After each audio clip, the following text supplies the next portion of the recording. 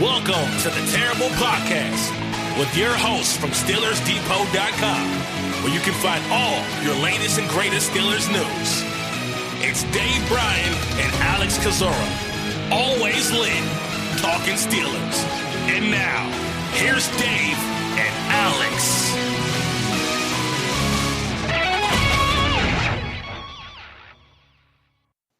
Welcome to the Terrible Podcast, Season 11, Episode 67. He's Dave Bryan. I'm Alex Kozora, SteelersDepot.com. Glad you guys are back with us for this Friday show. Steelers Nation, we are 48 hours away from Steelers-Browns. First time Browns back in the playoffs since 2002. First time for the Steelers since 2017. So really excited to be bringing back some postseason coverage for the podcast, for the site, and for the show.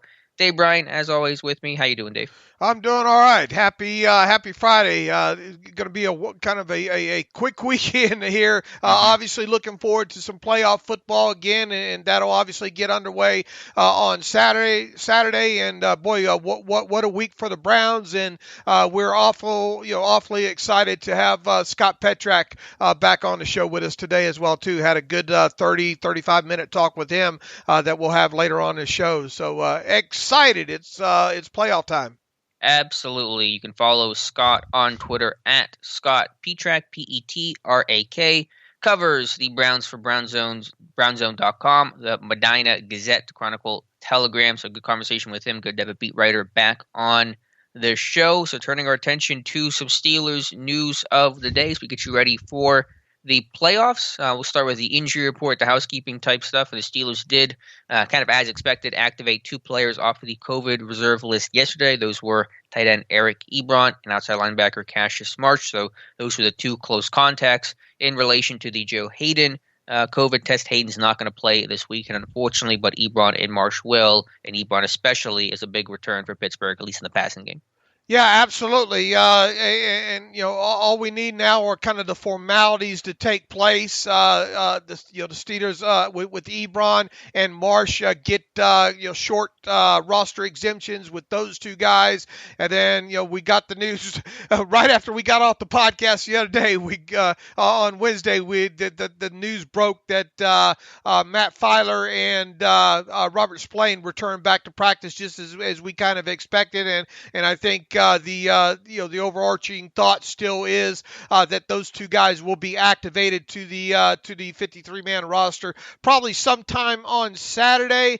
And if indeed that happens, and if indeed Ebron and Marsh make it all the way back, which we would expect them to do, the Steelers would be at a 54-man roster. And obviously that's one more than you're allowed to have. And I would think a guy like Tigray Scales, the young inside linebacker, would be the odd man out in that situation. It's still, obviously in the COVID world that we live in right now, it's hard to think, what's going to even happen in the next hour, the way the news wire has been throughout this thing here. But from what I look at right now, Alex, it's hard to speculate that any of the practice squad guys will be elevated on Saturday. Obviously, we'll watch and see what happens with Chris Boswell, but he's back kicking again in full capacity there as of Thursday's injury report.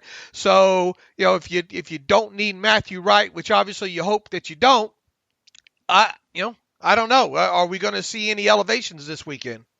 I'm not anticipating it unless there was an injury or some sort of uncertainty that we're just not aware of right now. But I think overall this team's in a pretty good place health-wise. To kind of run through the latest Thursday injury report, only two Steelers did not practice on Thursday. That was Juju Smith-Schuster, who was added with a knee injury. So that's worth watching, although I doubt, as we sit here at this moment, it'll be anything of real concern. And defensive end Isaiah Buggs, who missed with an illness. I don't think Buggs will even dress on Sunday, even if he's available, so not too worried about that. But returning were Chris Boswell, Vince Williams, Steven Nelson, Terrell Edmonds. Edmonds and Boz missed Sunday's game in Week 17 with their injuries, so getting those guys back, of course, is going to be critical for the playoff postseason run. Absolutely, and well, all eyes. It doesn't sound like there's anything serious going on with Juju. At least we hope not. Mm-hmm. I've been wrong on speculation on that before there, but and Buggs, as you mentioned, probably not going to get a helmet anyway this week here. So what are we looking at inactives here? I think we kind of went through this before. I think Bugs is probably inactive for this team. I think assuming Matt Filer's ready to go, I think Danny Isadora probably going to be inactive in this game. Either Marsh or J-Ron Elliott, one of those two. I would probably go with Elliott being my choice to be inactive, so that's 3. Probably Antoine Brooks Jr., the young safety, number 4, and then Anthony McFarland, the rookie running back, number 5. And assuming they don't have to elevate anybody, that's they would only need 5 inactives, and obviously Josh Dobbs is not on that list right there. So I guess really the big question, and I think the Steelers coaches and players have done a good job of kind of keeping everybody in the dark here. It could obviously go either way with Dobbs, but I've kind of bounced back and forth with this in kind of thinking which way it would go, and obviously it's all roster related as to which 53 you have to choose from come the time, but I don't know. I think I'm back in the corner now thinking possibly that Josh Dobbs is going to dress for this game. Yeah, I know on Wednesday's show I was more optimistic. There was a comment, and I guess this is we'll get to Fichtner's full comments here in a moment, but something Fichtner said that kind of made me go, maybe they're not going to do it. So I'm very much on the fence about it. He was asked about, Josh Dobbs and can you use him in some packages, and Fichtner's quote here was, "There's always a possibility in COVID-19 times for sure." He did go on to say nice things about the job that Dobbs has done and how he can be an asset, but just the way he phrased that, there's always a possibility in COVID times, made it feel like that he wouldn't be used unless there was some other reason that he had to be active in a normal 2-quarterback situation. So I can't get a great read on it. I would have Dobbs active for maybe that 1 or 2 specialty moment, goal to go, 3rd and short type situation where I think he might provide more value than, say, a McFarland or a Brooks or someone like that. But we'll find out. We will indeed find out. Who would if Dobbs is inactive? Who are you dressing? The extra linebacker, or in other words, Elliott, or Antoine Brooks? I would assume it'd be one of those 2 guys, right? Brooks. Yeah, that's what I was circling. They're kind of one of the same. You could really pick your poison there. I'd probably go with Brooks just because he gives you a little more versatility in case it was an in-game injury to some nickel dime type player, especially without Joe Hayden in this game. So I'd probably go Brooks. But if you want to, odd man out between Elliott and Marsh, that would work as well. And then, Mike Tomlin talked about the body types and all too on special teams, which would better fit potentially a guy like J-Ron Elliott, right? Yeah, that could help as well. He's been playing special teams on multiple coverage units this year and return teams. I don't think he's done a particularly good job. He's on the ground a whole lot, but he's getting a hat there on special teams, and that's a good way to keep your roster spot active. All right, and obviously Edmonds back practicing. What was a good sign this week with that shoulder, so he should be good to go. And really, barring anything changing when it can within the next 48 hours, Joe Hayden probably going to be the only guy, or hopefully the only player on the COVID list who that will miss this game. And you can't say the same thing about the Browns. No, you cannot. They had another player added to COVID. They did activate some players yesterday, or activated 1, Andrew Sendejo, the safety, but they sent another safety back on the reserve COVID list. That was Ronnie Harrison, their starter, acquired from Jacksonville earlier this year, and so that's a big loss for them as that secondary continues to have a revolving door. We'll talk to Scott in a little bit. Still unknown the status, availability of guys like Denzel Ward and Kevin Johnson, but the Browns secondary certainly, uncertain heading into the postseason. I keep calling him Dedrick Ward. He wasn't he a running back for the Giants? Derek Ward? There was the Earth, Wind, and Fire. Wasn't it Derek Ward? Dedrick Ward was a wide receiver for the Jets, Dolphins, and Ravens, Patriots, and Cowboys. Okay. For years. I don't know. And the thing is he's been out of the league since like 16 years. And I don't know what it is. I keep calling him Dedrick Ward, but what a huge blow it will be if they can't get him back. And Scott kind of highlights that in our talk with him that people will hear a little bit later in the show. So I'm not feeling all that great. I kind of got a blurry head this morning, so kind of excuse my flubs that I'll probably have throughout the rest of this show. No, you're doing great. It's going to be a great show. It's going to be postseason. Really excited to talk about it. So where do you want to go from here now that the injury report is kind of we talked about Joe Bitonio not playing in this game, right, on Wednesday? Yeah, but I think that we probably need to spend a quick another second or two on it. Michael Dunn, a guy very, very, very, very inexperienced. I think one NFL snap going to be the guy, or potentially going to be the guy to get the start at left guard in place of Bitonio. Now look, their line is good. I mean, especially run blocking, right? But I think even, and I don't know what you saw, and maybe we hit on this the other day in the podcast. As good as Bitonio is, I think him and Wills didn't have their best game the other in Week 17 against the Steelers. Agreed. Yeah, I don't think they played great. Obviously, they got a lot of pressure on Mayfield despite not having T.J. Watt or Cam Hayward, especially in the second half. The first half, the pressure was kind of lackluster, picked up as the game went along, and Highsmith had pressures and sacks, and Wormley had a really strong game, and they generally did that by attacking the left side. And once again, you've got to be able to get the Browns out of run mode to really have more of an impact of the role that Dunn will play in this game. I would assume that he's probably considered a little bit better run blocker than he is obviously a pass protector there, and it's not going to be a picnic for him in this game. You get a well-rested Cameron Hayward in this game, and once again, even without Cameron Hayward, Chris Wormley looked like a Pro Bowler almost the way he played in that game, and Tyson Alu obviously having a good season on top of it. But so to get a guy back like Cameron Hayward, and then obviously look, T.J. Watt, I mean, we don't need to spend a lot of time on that, obviously on the other side of the line there, but to get those two guys back this week, well rested, and potentially Robert Spillane, however many snaps that he's going to end up playing. If you can stop that run, and I think that's obviously going to be the key point, as a Captain Obvious one as well too. You look at what Nick Chubb just did, his 14 or 15 carries that he had in Week 17 against the Steelers.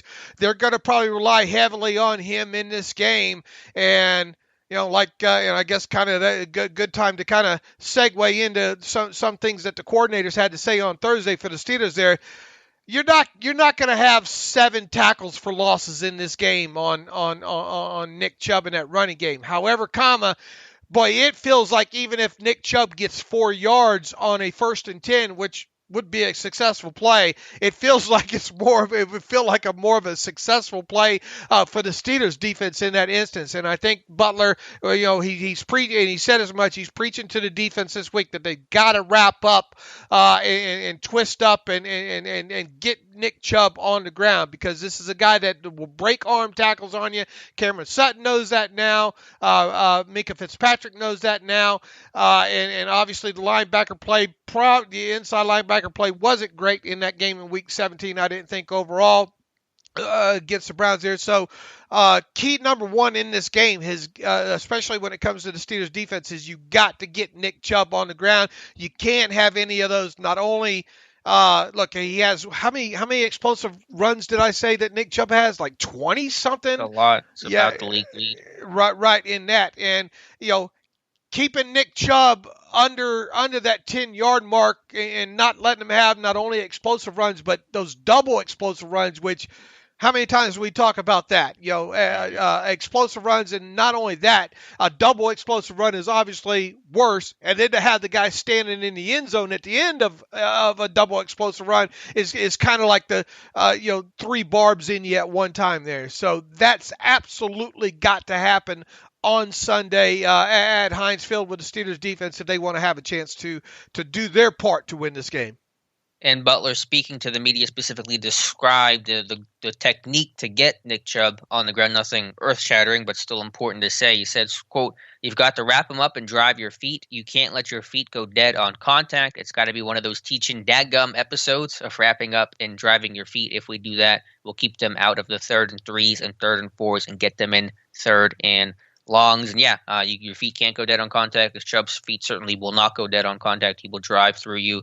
He will push the power forward. He will break tackles. And so you better come to balance, have a good posture, drive, wrap, roll, whatever you got to do, because you can't let that guy break tackles, because if you do, you get the 47-yard touchdowns he had in Week 17. I know you love it, and I love it too. Whenever coordinators get into the minutia, the X's and the O's, and actual play, in other words, that second level type talk that we just really don't, because a lot of the questions aren't good most of the time. They'd rather know just kind of surface story kind of stuff here. But Keith Butler even got talking a little bit about containing Baker Mayfield and specifically, kind of referencing Dash. And I wonder how many beat writers actually knew kind of what he was referencing when talking about, how the Browns use Baker Mayfield and rolling them out and spreading them out of the pocket. And I know you were excited to hear, Keith Butler kind of talk about that. And you had some quick examples that you pulled up from Dick LeBeau's old playbook on that. Yeah, it's not a phrase I hear too often, and I don't know if the term dash has evolved at all, if it means a little different, now what it meant in 2002, but it's some of those long rollout plays like what the Browns ran at the end of the first half, which was a one-man route, kind of a funky, unusual situation. But just overall, the preaching and the coach point from Butler was just containing Mayfield in the pocket on some of your hug blitzes. You want to make sure he's contained when you're covering up a running back. Just general rush lane integrity. They talked about, needing to keep him in the pocket, see if he can see over his offensive lineman, because Mayfield a little bit shorter at around, 6 foot, and just trying to make sure they have good rush lane integrity. And they did not do a good enough job of that in Week 17. But again, the caveat, not having Hayward, not having Watt, should improve that. Hayward is so good at correcting others' mistakes. I feel like he covers for mistakes so often. He's just a heady player in the middle of a play. And so keeping Mayfield in the pocket the best you can is probably the obvious goal of this game. And you kind of broke that down, I think, in a post that's up this morning on Steelers Depot, right? What went wrong on the one instance that Keith Butler referenced? Yeah, this was Mayfield's 28-yard run towards the end of the third quarter, and it's a little hard to decipher. They're running a six-man pressure. They're in their base 3-4, Marcus Allen, off-ball linebacker blitzes, and it appears that A.V. Williamson took the wrong guy. He's dropping on Njoku. They're running cover one. Sean Davis also has Njoku, so maybe some miscommunication there. And I believe the goal was to have a six-man pressure with Allen blitzing and then Williamson to hug blitz running back Nick Chubb, which basically means you'll blitz or spy if the running back stays in to protect, which Chubb did, and that allowed Mayfield to have an escape lane, pick up 28 yards. And so just small things like that, small communication issues can lead to big problems. These are examples of rush and coverage needing to go together, letting your rush be able to get home and still having the ability to spy or make sure the quarterback can't break contain, or you're covering him if he tries to. So that's always been one of the challenges. It's a challenge you face almost weekly in today's NFL, certainly for Pittsburgh when they played in AFC North with Baker and Lamar, RG3, and Joe Burrow, the one matchup they had this year. So quarterback contain, rush lane integrity, always going to be big coaching points. And that can be a downside for a very aggressive Steelers pass rush that wants to get after the quarterback, that is certainly capable of getting after the quarterback. The one downside is if you miss and you don't get home, you can let that quarterback run a little bit. And look, I mean, you gave up, two explosive plays in that game with people using their legs. Obviously, Chubb in the 47-yard run, and then the Mayfield 28-yard scamper as well too. So those kind of plays are the ones that change games. And I think if you circle those two plays, and then obviously you circle the interception by Mason Rudolph, and then the defense's inability to get hold the offense to a field goal on that change of possession there were key elements of that game. So, and look, I mean, us talking about the Steelers defense containing Mayfield inside the pocket, I mean, how many times have we talked about that in the last four games or what have you? It just seems to be and every week concern. You have to make Baker Mayfield have the 320-yard game, complete 68% of his passes,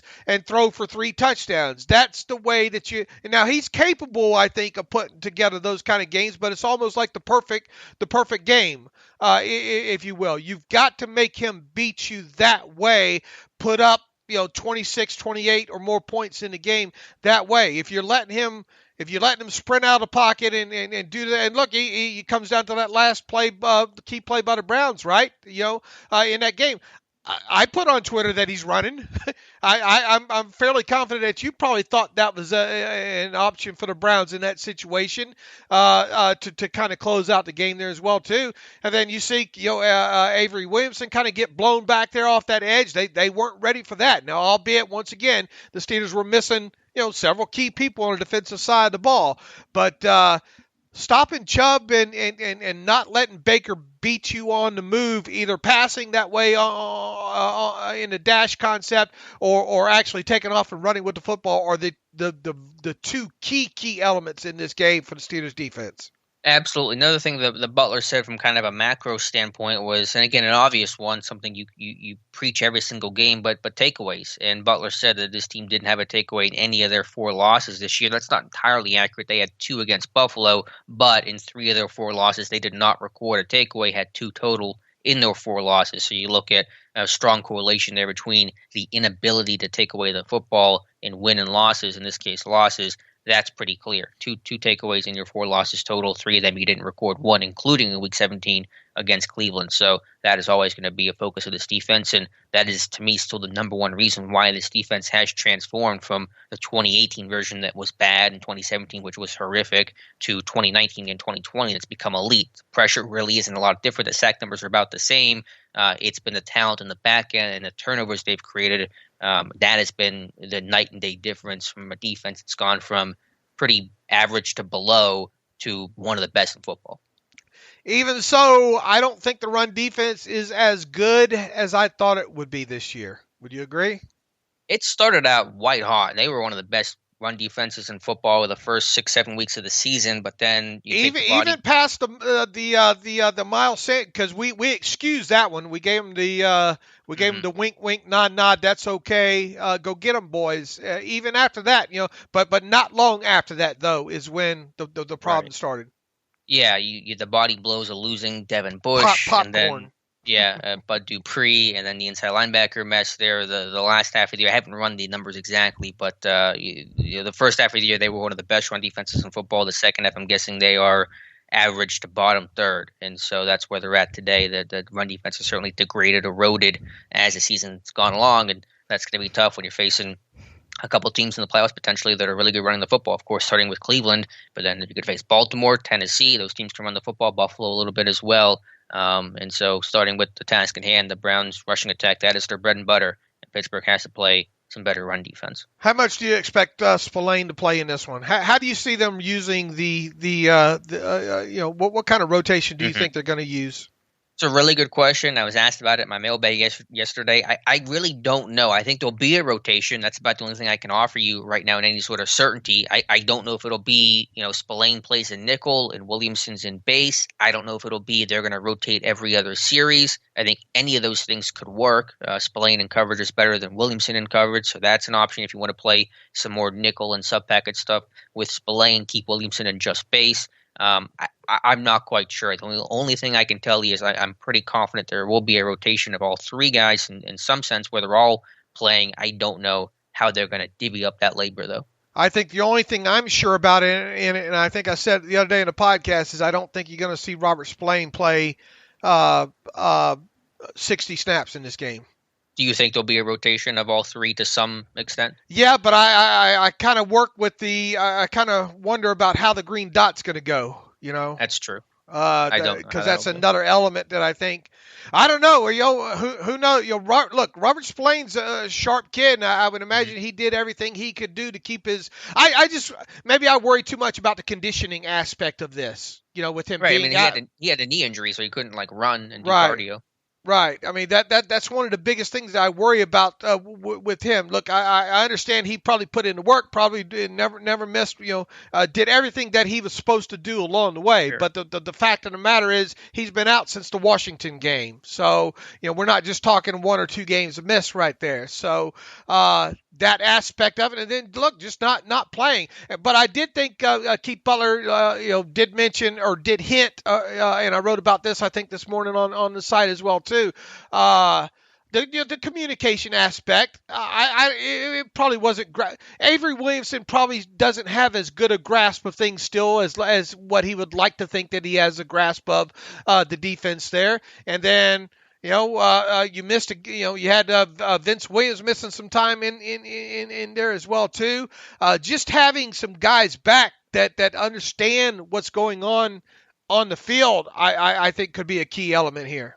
Yeah, I think it's huge, especially if the Browns want to go tempo. If they want to do something a little creative, they're a trick play capable team. Jarvis Landry's thrown 4 passes this year. So just being able to point out all those little things and just knowing your assignment, doing your job is going to be the baseline stuff you have to do to beat a pretty fundamentally sound Browns offense. On the scale of 1 to 10, with 10 being, boy, this is a huge lift, rate the return of Robert Spillane this week. I don't know. Obviously, it's not a 10. It's not anywhere close to a 10. I'll put it at a 5 or 6. I think Spillane's played really well this year, and coverage is going to help. Just having rotation, having options is probably going to help as well against a Browns team that can wear you down. But it's not, such a game changer that makes me go from, okay, the run defense is going to be amazing now. I put it at about 6.5 to 7, probably okay. 6.75. I just think, and I think Russian judge for the Olympics. Easy. I just think his all around game. Coverage and I think I think he being around the team as long as he has been, I think he just has a firm grasp of what he's seeing, and then along with having in the situation that Vince Williams is on the field, I think those two collectively will get people smacked in the ass and in the right spot. We actually have seen visual evidence of that as well, literally. Too. These last couple of weeks and all. So anything else that Keith Butler said during his talk? No, that was the bulk of it. But I agree. These guys, Fichtner and Butler, have been a little bit more open and a little more in-depth lately. So that's been appreciated for sure. Randy Fichtner, speaking with the media, probably the most notable in terms of practical things that he talked about was, what the role of Matt Filer may or may not be in his presumed return. Not been activated off IR yet, but that is the assumption. Heading into Sunday's game, the question is, though, will he start? And a lot of people asking a lot of mailbag questions, perhaps one today, about could Filer start at right tackle over Chuck Woolmack-Okorafor. Fichtner really dismissed the idea, saying he hadn't thought about it, kind of referenced some of the things I said on Wednesday, that you don't like playing a lot of musical chairs this late into the season at the start of the postseason. So the only question really to me is could Matt Filer start at left guard over Dotson? And Fichtner really was non-committal to an answer to that, saying, quote, we just kind of take it day by day. Both of them are getting work. So I still expect Dotson to be the starter at left guard Sunday night because he's played so well. I think Filer will be in a reserve swing guy kind of role, maybe 6 offensive linemen as we talked about on Wednesday's show, but he will definitely not start at right tackle, and I still don't think he'll start at left guard. Yeah, absolutely. Look, Dotson's the no-brainer at this point. That guy's your future right now as well too. He's been excellent in pass protection. I'd like to see him get a little bit better, run blocking, and maybe that's going to be that might be a bigger key to this game than maybe what we know, because neither one of us expect this offense to be able to run the football but anything that they do get will be a bonus. I think if they could get Dotson maybe a little bit more out in space sometime during this game, maybe perhaps, because look, we've seen the Steelers offense over the years be able to run some good power against the Browns, and James Conner, believe it or not, 9 career 100-yard games, 3 of them have come against the Browns. So maybe that's because you play them twice a year, you get more opportunities about them. But Dotson's obviously the right choice, and Fichtner got into, and it's something that has been the mentality of the Steelers for years. So it's not just this year. You don't just go tinkering with things and move people out of spots and all like that. Now, albeit you could make probably an argument for Matt Filer to start the game, I guess, at right tackle, but Chooks he's not killed you this year, and you want to keep that continuity up. And Matt Filer's obviously missed all these weeks as well too, and I'm sure probably to some degree it's like riding a bike and get back to work and right next to David DeCastro there. But I think the right decision is to leave the offensive line status quo as in the form that it's had the last several weeks with Matt Filer out, and more than anything, having Matt Filer back just gives you a level of confidence, of better depth there, because he can go in at either guard position. You obviously would like him in the game more so than you would J.C. Hassenauer, and it's not even close.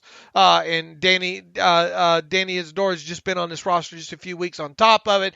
And then, God forbid, should happen at something at right tackle, you have him as the option there. And one other thing is, I'm not so convinced that we won't see Matt Filer in there in that extra blocking offensive line, into the line situation. I know Gerald Hawkins has done it quite a bit this season, and I'm not a fan of running a lot of, me, I'm not a fan of putting an extra lineman on there versus having a tight end that can give you something else in a passing game there. But I think if we did see something like that, I think that's an area where Matt Filer can potentially help the running game at.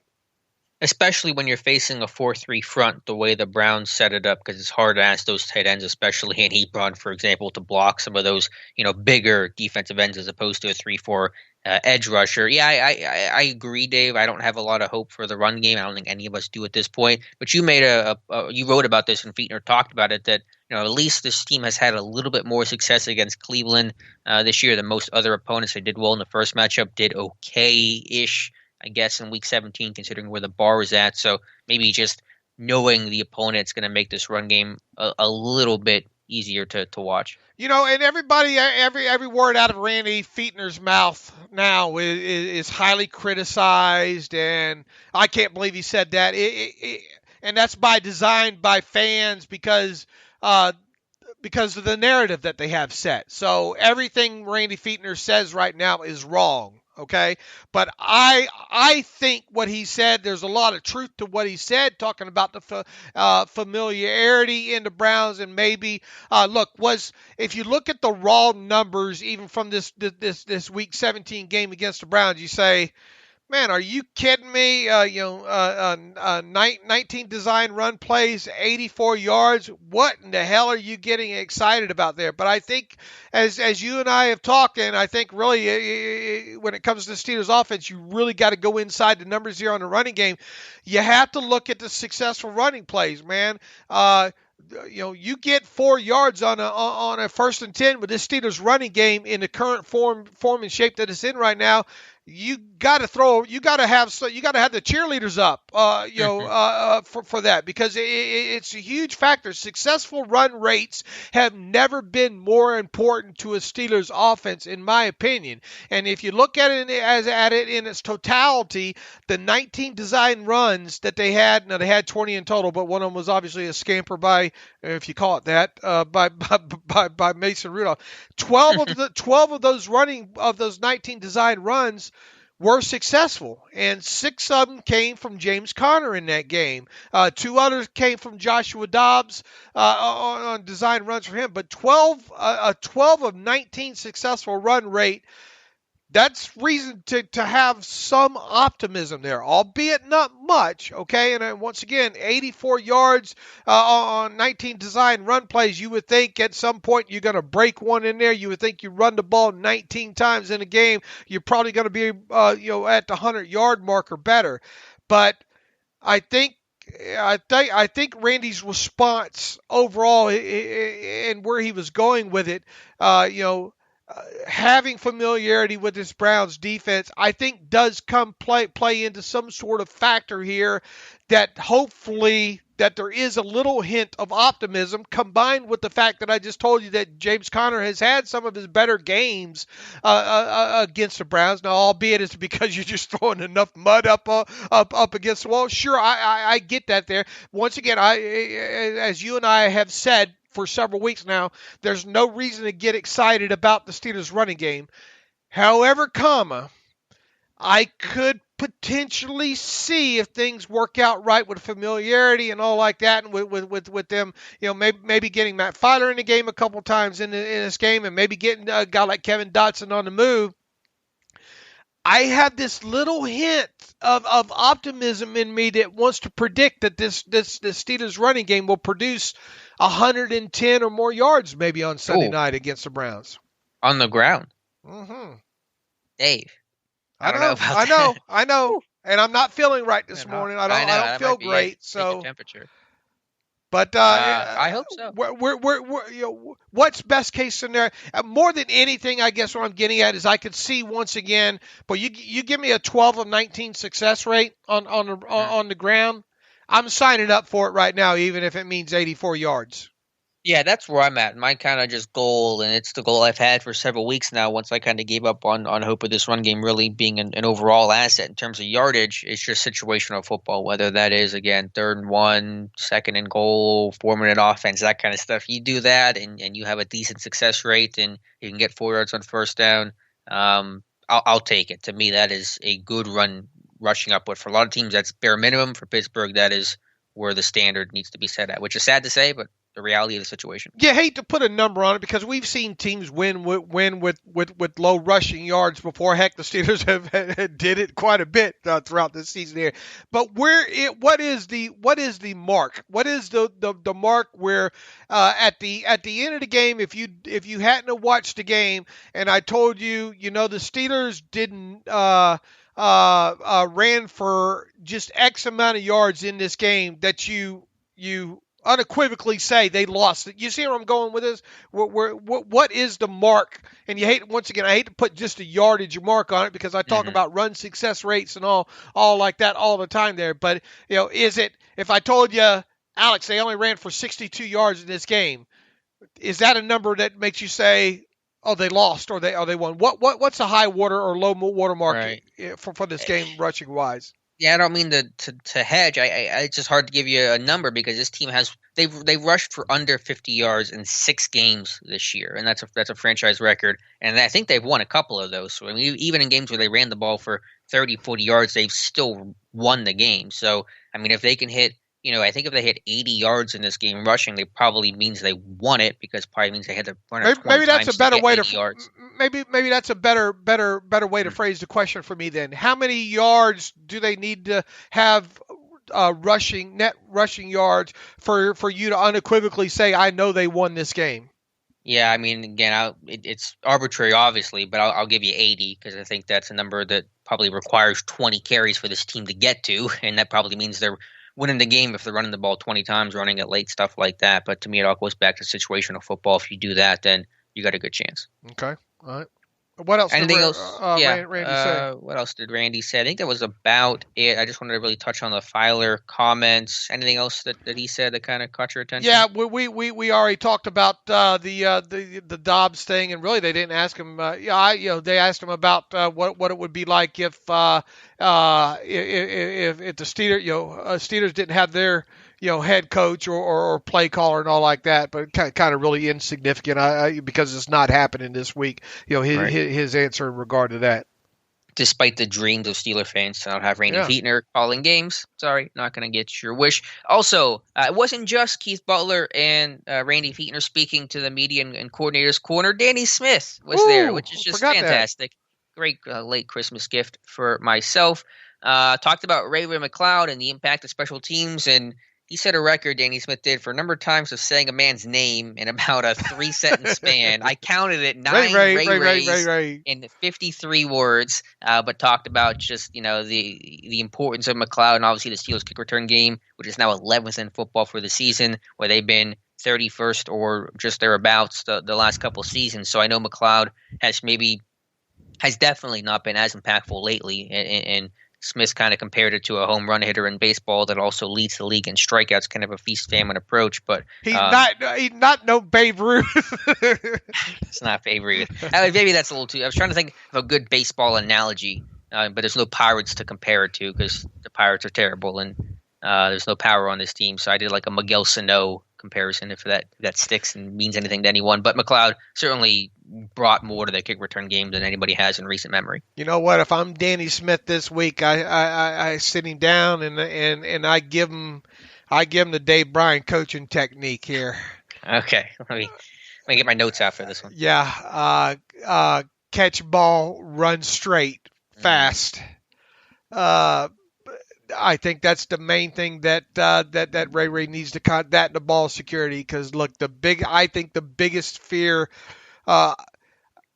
my biggest fear, more than anything, I think Ray's done a good job overall. I do. But the biggest aspect here is he has put the ball on the ground before, and then that's the biggest thing that I'm worried about here when it comes to that. I think we've seen a couple times where he's almost broke one. It would be huge if he could flip the field once in this game here.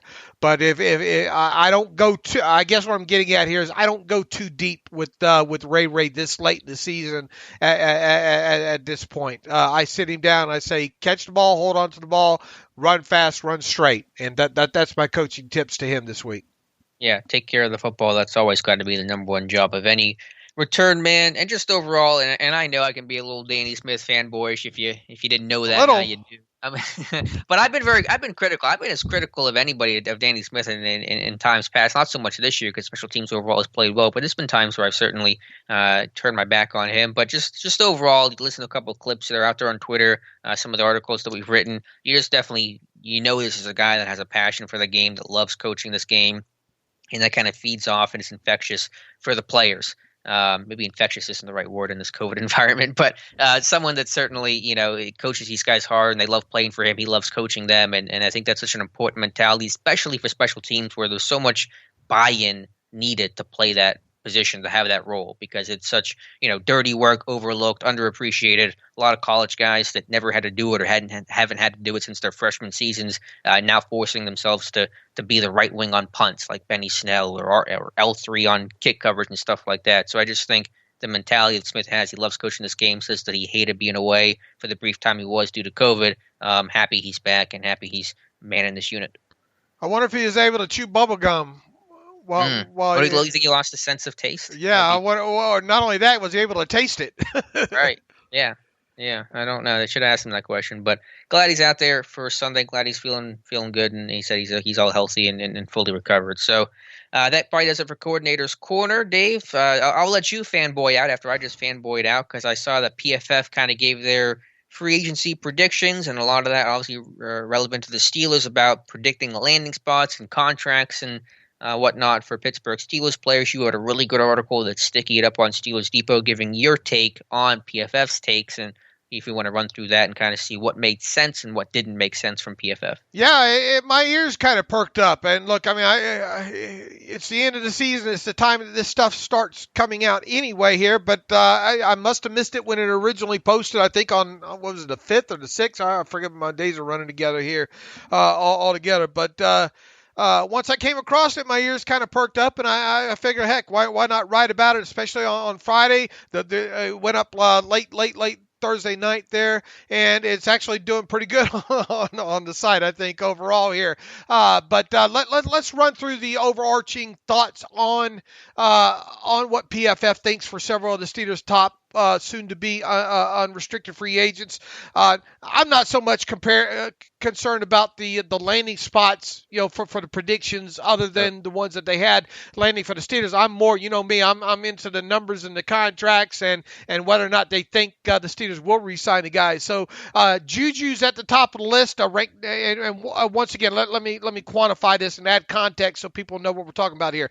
These are names on PFF's top 100 expected unrestricted free agents this coming off season. So these names come from that top 100 list, and then what they try to do is they try to project the contract and then the landing spot for these players here. So number 24 on their list is Juju Smith-Schuster. They have him landing back with Sam Darnold with the New York Jets there, and specifically they have Smith-Schuster signing a 4-year, $68 million contract with the Jets, getting $35 million total guarantee with $22 million fully guaranteed at signing.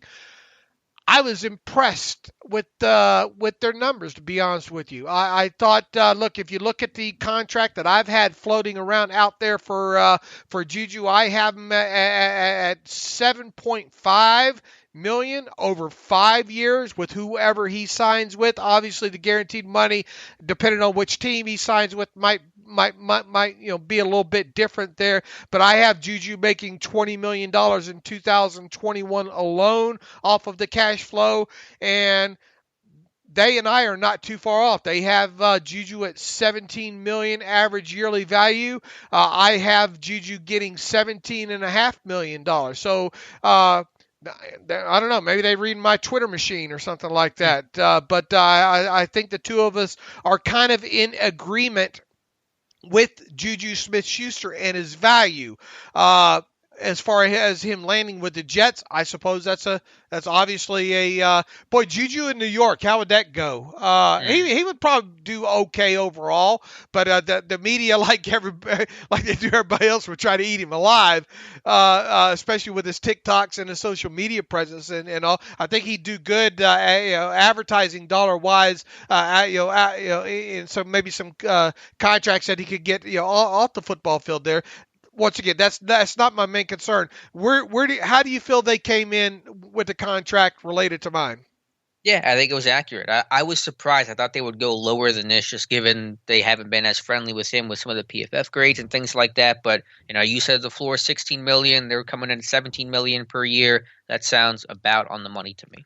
Boy, when you look at, did you see the stat I put up on the Twitter machine versus with Juju and where he from 2017?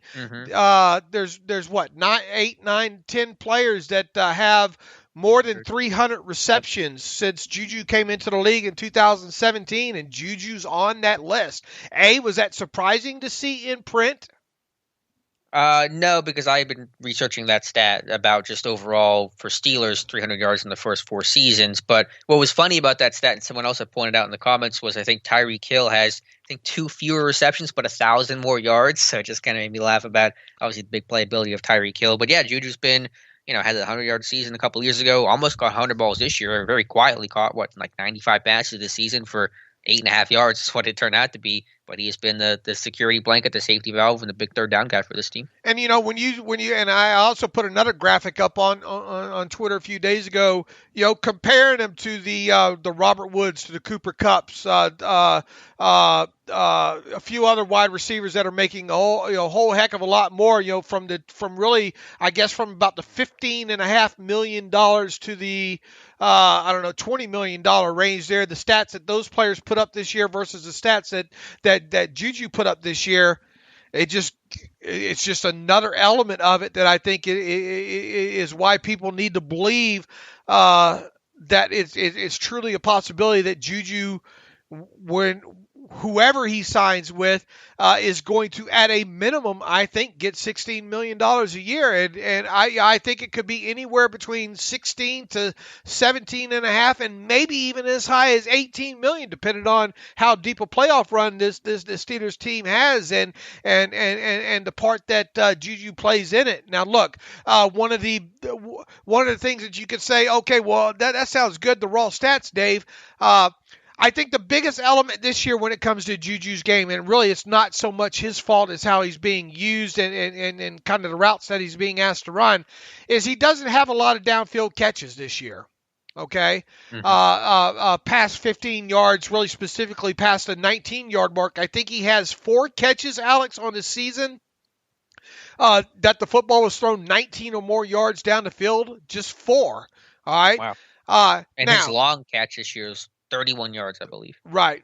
Exactly. And here's the thing. Boy, this would be a great weekend to run that slot fade, right? I mean, we've seen him be able to run it before. We've seen him connect on it before. We've seen Ben be able to hit on it before.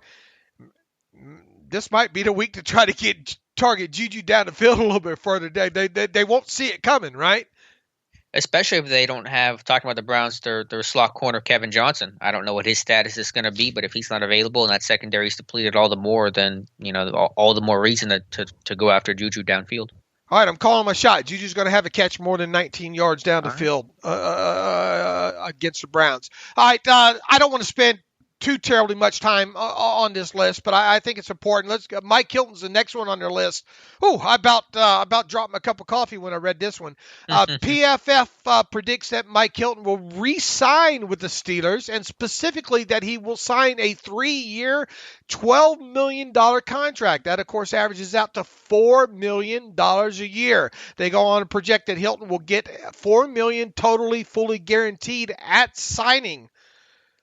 Look, I know it's easy to slap for the most part. I think PFF does a fantastic job, and I know people don't like to hear me say that, but I think a lot of what they do.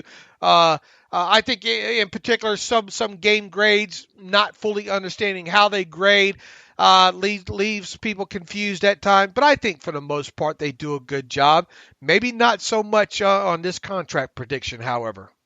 If Mike Hilton signs a contract worth $4 million per year, he should fire his agent immediately. And his agent is? I actually don't know who his agent is. Isn't it Drew Rosenhaus now? Did he switch to Yeah, he switched because that was the whole when he was like restricted. Didn't he switch to Rosenhaus? Right. Okay. All right. Yeah. I don't see Rosenhaus doing that. I mean, do they know who his agent is? Right. That's fair. Right. I mean, and regardless of who the agent is, I mean, Hilton's value should be at least around that Kenny Moore. I mean, Moore got paid, 2 years ago, and you should at least be coming into that probably a little bit more. Again, the cap situation may make it a little bit tougher to leapfrog that contract, but he should at least be around $7 to $8 million per year. That's my expectation for Mike Hilton. I mean, at a minimum, $6 million. Kenny Moore, by the way, $8.325 million. He's a fine player. Don't get me wrong. Probably the league's best slot player right now, right? I mean, I think it's 1A, 1B. I'm sure Colts fans say it's Moore. Steelers fans probably say it's Mike Hilton. But Mike Hilton's right there, especially when it comes to the run stop. The run defense part of it too. That's where Mike Hilton gains a lot of ground, and his ability to blitz, timing, and his ability to blitz off the edge, and the total package. Hilton's right up there with him. Sure, absolutely. For sure. And if Kenny Moore is getting $8.325 million, I don't care what the cap number is. There's still going to be teams that have cap dollars to spend next year, and with that cash to spend on top of it. And you're telling me that Mike Hilton's only worth less than half of what Kenny Moore's making right now? I just can't go along with that. I'm sorry. Now, could the Steelers potentially get in a situation where the first-tier cap hit's affordable, even if they did pay Mike Hilton, let's say $7 million a season, Alex? I suppose it's not unthinkable. Do I think it's going to happen? No, I absolutely do not think that Mike Hilton's going to re-sign with the Steelers. But regardless of once again, regardless of the landing spot with Mike Hilton, $4 million, averaging $4 million a season, I just can't see it. Yeah, I can't see that one either. One I can see, though, is maybe one of the more interesting ones to evaluate was Alejandro Villanueva, and PFF predicting that he was signed with the Chargers at a 3-year, $45 million contract. That's $15 million per year. What was your take on that projection? Man, I think that's a huge we're talking about Villanueva. I think with Villanueva, it might be a tad generous there, but once again, I wrote this in the article. I think Alejandro Villanueva remains criminally underrated. Yeah, I know we will get a lot of hate mail for that, but I'm with you. There's something about Villanueva. I don't know what it is, and I don't think it's because people. I think there's this narrative running around about Villanueva and his pass protection. Look, if you want to ding Villanueva on run blocking, have at it. He's obviously not one of the league's top 10 run blocking left tackles. But man, he is not getting the credit that he deserves as a pass protector. And okay, Ben gets the ball out quick, yada yada. But there are instances where he does have to hold that block still, and he does for the most part. Does he have his kryptonite and guys like Carl Lawson and like that? They all do. But I mean, as we talked with Scott later on in this show, for the most part, really throughout his career, Villanueva's done a great job on a guy like Myles Garrett.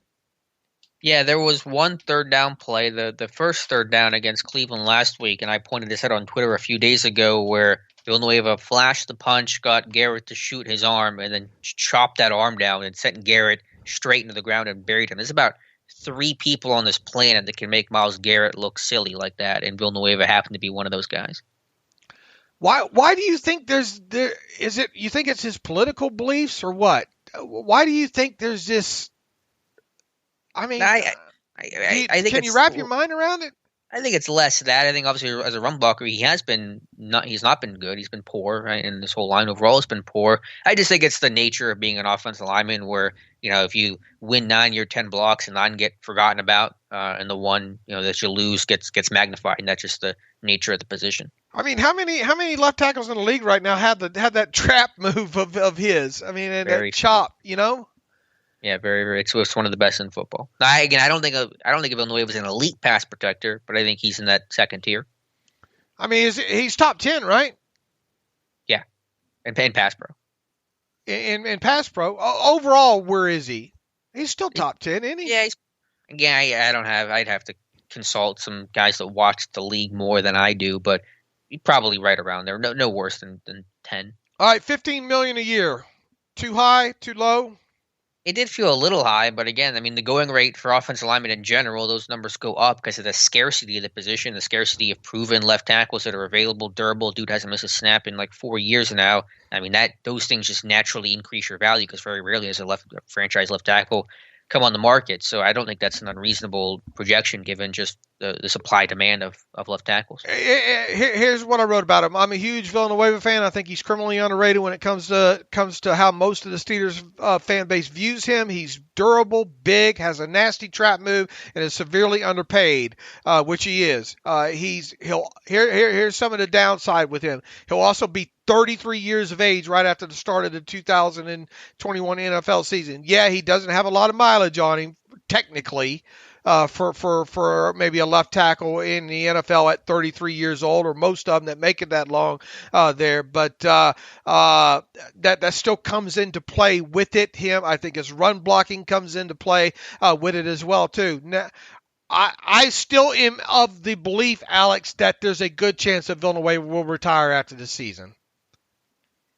I know I've mentioned it, and nothing would shock me with Villanueva because he's a quirky dude that obviously doesn't need football, but he's also a business guy, and he's got a chance to make some real good money right now, and I don't think he would necessarily turn that down and retire. Do you think he re-signs with the Steelers?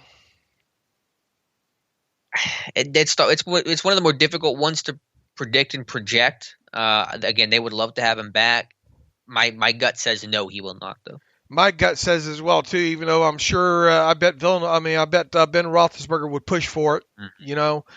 Just from the familiarity standpoint, I think he trusts Villanueva and all like that. It just for that price and for that age, it seems very un-Steeler-like, right? I mean, I think the Castro, not that we're going to put a ton of stock into this, but made a reference to this could be our last year together, kind of referring to the O-line as a whole, but kind of a signal that the band's not going to be together for much longer. I think the overarching thought from Twitter and in the comments is, see you later, Al. Well, they're going to find out how much you miss him when you first play that Browns team next year and you got some other left tackle against Myles Garrett, and it's going to be a rough day. I hope Villanueva gets it. I mean, I'd like to see him cash in like that. Hopefully he does with an NFC team and not an AFC team that the Steelers would potentially play there. But it does, even though all that I've said and being a fan, thinking he's criminally underrated, $15 million does feel a smidge high. But how often does a left tackle like that with that resume become a free agent? Those guys get locked down. That's true. I think with his age and run blocking plays, I view him more as maybe, and I'm not much less than that. Don't get me wrong. I'm more around the 14 million probably range, which isn't, you're splitting hairs in that aspect of it. But anyway, Bud Dupree, next one on the list. Obviously, impacted by injury. $10 million. They have PFF has Bud Dupree signing a 1-year, $10 million contract with the Indianapolis Colts. I guess that's roughly about half of what his perceived market value was going to be had he stayed healthy this year. Who knows? I mean, that guy was kind of on a tear, when he went down there. But I think at a minimum, Dupree was set up to make $18 million at a minimum during free agency. Is he going to only be able to find a team willing to pay him on a 1-year deal? I suppose that's a possibility. $10 million, I suppose that's okay. I'll tell you this: he's not re-signing with the Steelers. Right, that's been a foregone conclusion, I think, for a while now. Yeah, it's an interesting idea. 1-year deal, prove it. There's a chance this guy could still be ready very early in 2021. I mean, he may miss a week or two, but it would not surprise me. And T.J. Watt had commented on how well Dupree's rehab was going. This guy might. I mean, he'll miss camp, and that'll put him back a bit, but he might not miss a lot of regular season action. Even if Dupree was to have to sign something for and I think Dupree would be foolish to sign a long-term deal. Would you agree right now? Unless he got $18 million, right? Or something strangely guaranteed first 3 years that locks him in kind of thing. I mean, at this point right now, he'd be foolish to sign anything more than a 1 or 2 year deal. I think right now. Yeah, just obviously the idea of the 1-year deal is to prove it. But the question would just be: you come to a new system, new scheme, you got to work your way back health wise. Are you going to have that impact that right away in year one? And is that really going to be a good springboard for you? It's a little dicey. Not going to be back with the Steelers though, right? I mean, right. even if he signed for $7.5 million for 1 year, as low as that, no way he's back, right? Again, they can't do 1-year deals for that kind of money. There's because right. You can't put that money anywhere. And this is a team that wants to do deals that's going to be 3-4 years, so you can spread that money out, push it to future years. It's definitely going to be one of the most interesting things of free agency. He's probably not going to get signed right out of the chute either.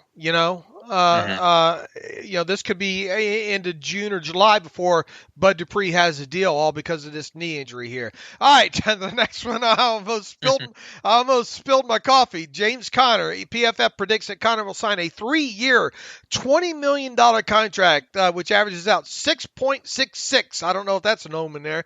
Well, another one going to the New York Jets during free agency. They go on to predict that Conner will get $10 million total guaranteed and $8 million fully guaranteed. Boy, I hope he better run upstairs real quick or wherever and get that contract signed if he finds someone to give him $6.66 million per year.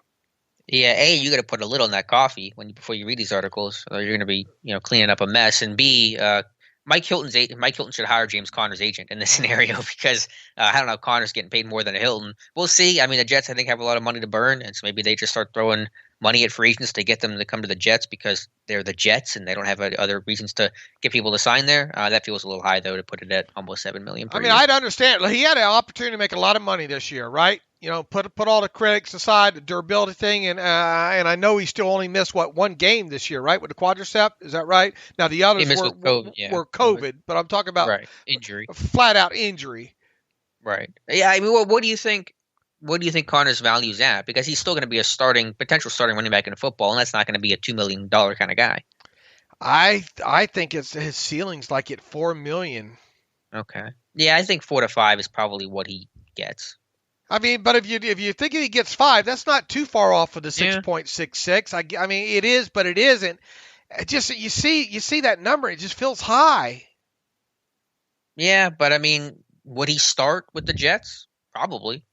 I mean, you pay a guy that kind of money, you would hope he is. Yeah. I mean, well then, yeah. I mean, it's kind of one or the other. If you're gonna pay him to start, then you're not paying him. He's not going to take $2 million to start for you. I don't know. That just feels high. I view him as being a $3 to $4 million player. I can't see investing a lot of guaranteed money in him either. Right. I view when his smoke clears something like a 2-year, $8 million contract with, I don't know, $4 million fully guaranteed, something like that. Something where you can get out of it after the first year. Well, that may be the idea, where the $6 to $7 million isn't totally out of left field, but the structure of it will be low on guaranteed money given his durability issues, where you can basically cut him a year or two in and not lose a lot of dead money. I suppose, but giving him $8 million fully guaranteed is that to me might be more objectionable. Can't say the word today, than the $7 million per year. I don't know. Maybe it's because I'm such a running backs are fungible type guy. It just $6.66 million just sounds extremely high for him. One that seemed low was Cam Sutton at 1 year, $2.75 million. Ooh, man, what'd you think about that? PFF predicts that Cameron Sutton will re-sign with the Steelers, and specifically that he will sign a 1 year, $2.75 million contract with the Steelers. They go on to project that Sutton will get $1.5 million totally fully guaranteed at signing. Obviously, that would be the signing bonus that you give a guy like him. Look, Cam Sutton's not going to get any All-Pro votes. He's not obviously not going to get not going to the Pro Bowl or anything like that. I think the league has seen enough of Cameron Sutton where 2.75 million. Come on, man. It felt pretty light to me. I think he'll get more than that, probably more than a 1-year deal as well. And in this scenario, Hilton and Sutton are coming back to Pittsburgh, which I certainly do not expect happening. But you kind of at the beginning of the year, this thing kind of thought that maybe one or both could be back, though, right? One. I said either. I want one to come back, and I still want one to come back. I don't think there's any way you get both back, though. I mean, what is his value? I have it at least $4 million. I mean, he should sign a 1-year contract if he's going to get less than $4 million. I'll tell you that. Because I think you want one more bite, to try to. I wouldn't go locking myself up for less than $4 million a year for more than 1 year, to be honest with you. And I don't think he will. But 2.75. Yeah, I'm kind of in the $3 to $4 million range, or maybe a multi-year deal, 2 years, $9 million, something like that. At just 1 year, 2.75 just seemed awfully light. All right, we'll see. Boy. Best take bet. Steeler, I don't think any Steeler fan would frown on getting both Hilton and Sutton back at the numbers that PFF put out there. Not at all. And then finally, Matt Filer. Interesting one here with Filer. Also with the Jets, 2 years, $12 million, $6 million per year average yearly value. What's your take there? I think that's way too high. Once again, I went into this season kind of wondering what was going to happen with Filer. I had a little bit of optimism that things would go well at left guard. They haven't. I think he's a better right tackle than he is a left guard. I think if we know anything at that point, it's that. He's getting Wally pipped, if you will, it's not a bad person to get Wally pipped by, but you would have, if you would have predicted this thing to play out, you would have thought that Matt Filer would have been your starting left guard all season, and played well on top of it. $6 million, even $6 million sounds high, Alex. Just flat out, $6 million sounds high. Let me play devil's advocate. What did B.J. Finney get last year in Seattle? He got 2 years, $8 million, right? Was it? Yeah. So Finney got $4 million per year. Filer, starter, right tackle, left guard. I agree, he has not played well left guard this year as I thought he would. I was wrong about that, but again, the scarcity of the offensive lineman, a relatively young player.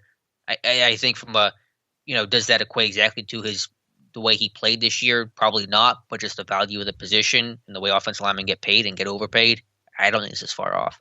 I mean, do you think a team's going to sign him to be a starter?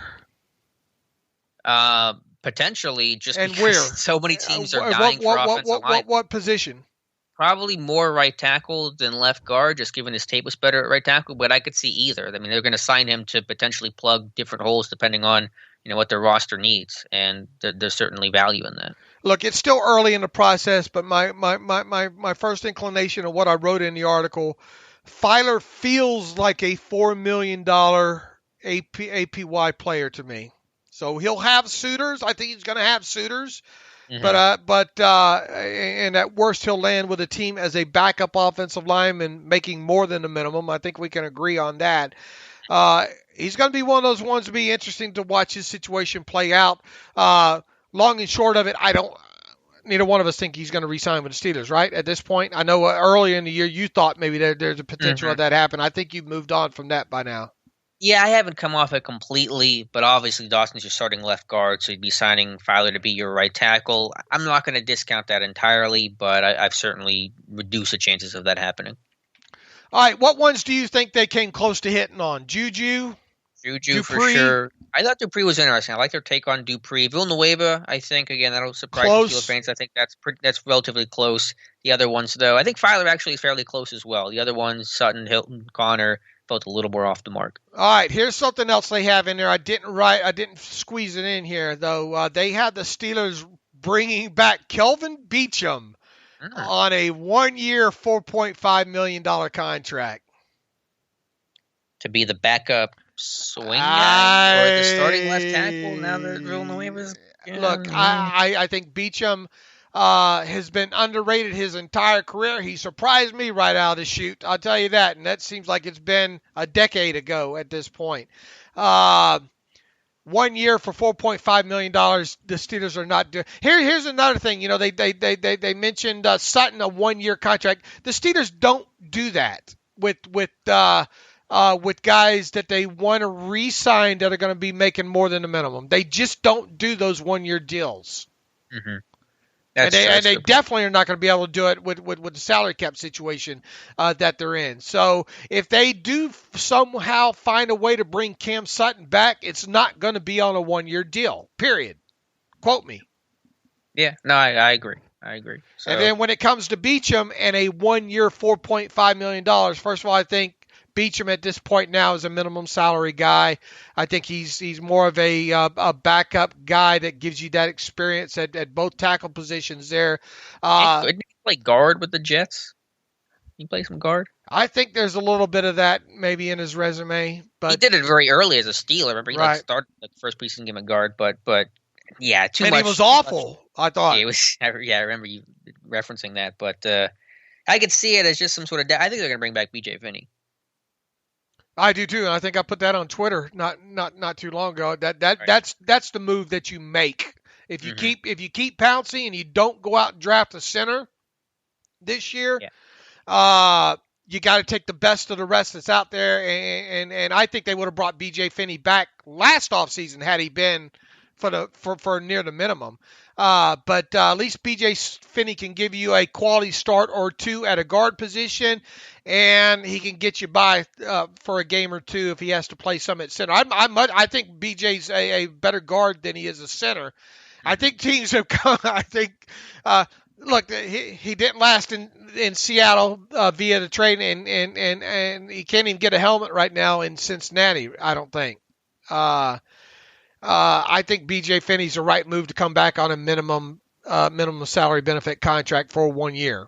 And I just pulled this article up from last March, and this is from Jeremy Fowler before Finney signed, right after I should say Finney signed the deal with Seattle. Steelers and B.J. Finney had planned to work out an extension, but the team wasn't ready to reach Seattle's 2 year, $9.5 million deal. So Finney's a Seahawk. So Pittsburgh wanted to bring him back. Obviously, they weren't going to pay him that much money. Seattle found out that was too much money, and so I assume Pittsburgh still has the same desire to bring B.J. Finney back in a backup role. Can you find real quick my free agent article from immediately after the season ended to see what my prediction was on him? It's been so long I forgot now. I wonder where I was on him. It would be under dang. Yeah, I don't know what you would have titled it. It would have been a free agent, some sort of free agent article by me. Right after last season ended. Sometimes our search on the site isn't the best here. Oh, I'm not finding it. We'll have to look it up, see where I was on the prediction on him after the last season ended and what would happen with him during free agency there. All right, we spent entirely too much time on that, and it's because of me. But where shall we go now? Shall we talk to our buddy Scott? Yeah, we'll talk to Scott Petrak of the Medina Gazette. Chronicle Telegram covers the Browns for BrownZone.com. Great insight on the Cleveland and everything going on COVID-related over in Cleveland today. So we'll talk to Scott and be back in a moment. Okay, welcome back to the Terrible Podcast. It is Friday. It is what they call Super Wild Card Week around the NFL this week, and that means the Pittsburgh Steelers will be hosting the Cleveland Browns at Heinz Field Sunday night on NBC to see who advances further into the playoffs, and that means, once again, we are joined by our good buddy Scott Petrak. He writes for the Medina Gazette, and let me pull my notes up here. What's the other Chronicle, Scott? Chronicle Telegram. There you go, Chronicle Telegram. I didn't have your Twitter feed pulled up there. But once again, welcome back to the show, Scott Petrak. Scott, thanks for being with us this morning. Yep. What's going on, guys? Not much. Yeah, obviously a lot going on with the Browns this week. I know your schedule's kind of messed up on top of it. The COVID issues the team obviously is having. What a bad time for that playoff week and all. On top of it, let's start with the big news. Obviously Kevin Stefanski not going to coach in this game. They also going to be without Joel Bitonio, Ronnie Harrison. It was reported on Thursday going to miss the game. COVID related as well. Starting with the news on Kevin Stefanski, you've obviously followed this team for a long time, and the years that he's been, a couple of years as he's been here now. What is the magnitude? Say on a scale of 1 to 10, with 1 just being it's just a scratch, and 10, boy, we need major surgery here. How would you rank the team, or rate the team not having Kevin Stefanski on the sideline on Sunday against the Steelers? I don't know, 4 maybe. He calls the plays. It's only his first year. They went 11-5, and he took them to the playoffs in the first year, something nobody's done in 18 years. So I think it'd be silly to think that he doesn't have an impact. And I think if you add the fact that he's the play caller, it's even more important.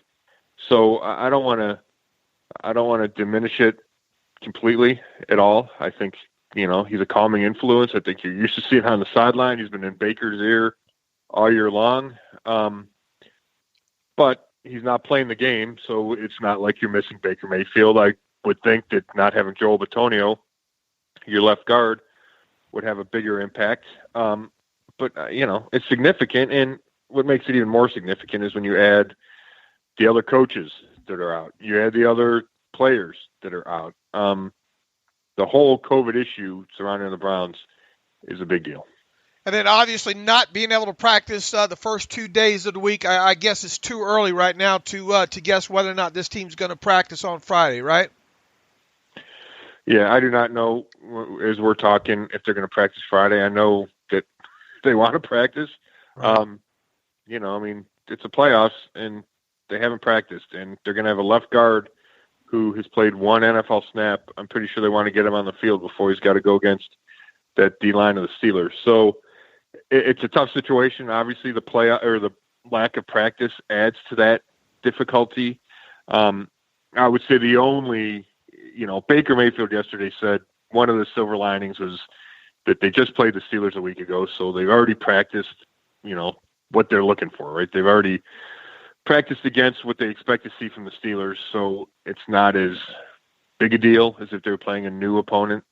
And the fact that it's an 8:15 game on Sunday night, I think you could have a normal practice Saturday, right? Usually Saturday's a walkthrough, but if you haven't practiced all week, my guess is Saturday's walkthrough probably turns into some type of practice. So if you're able to get on the field today, able to get on the field Saturday, then you're only missing 1 practice, and I think you feel better about it, right? They missed a practice last week, but not ideal, and another one of those obstacles that are facing the Browns this week. And obviously, you mentioned a little bit ago about Joel Bitonio. What a huge blow, losing your left guard 3 times. I think he's Pro Bowl 3 times in a row now. The assumption, I would assume, is that Michael Dunn is going to be the guy that you mentioned, one snap. What do you know about Michael Dunn to this point? Not a whole lot. The Browns have been kind of quiet about who's going to play for Bitonio, but then Jarvis Landry yesterday mentioned him in his press conference. So I had always assumed it was going to be Michael Dunn, and now Jarvis, I think, kind of verified it for us.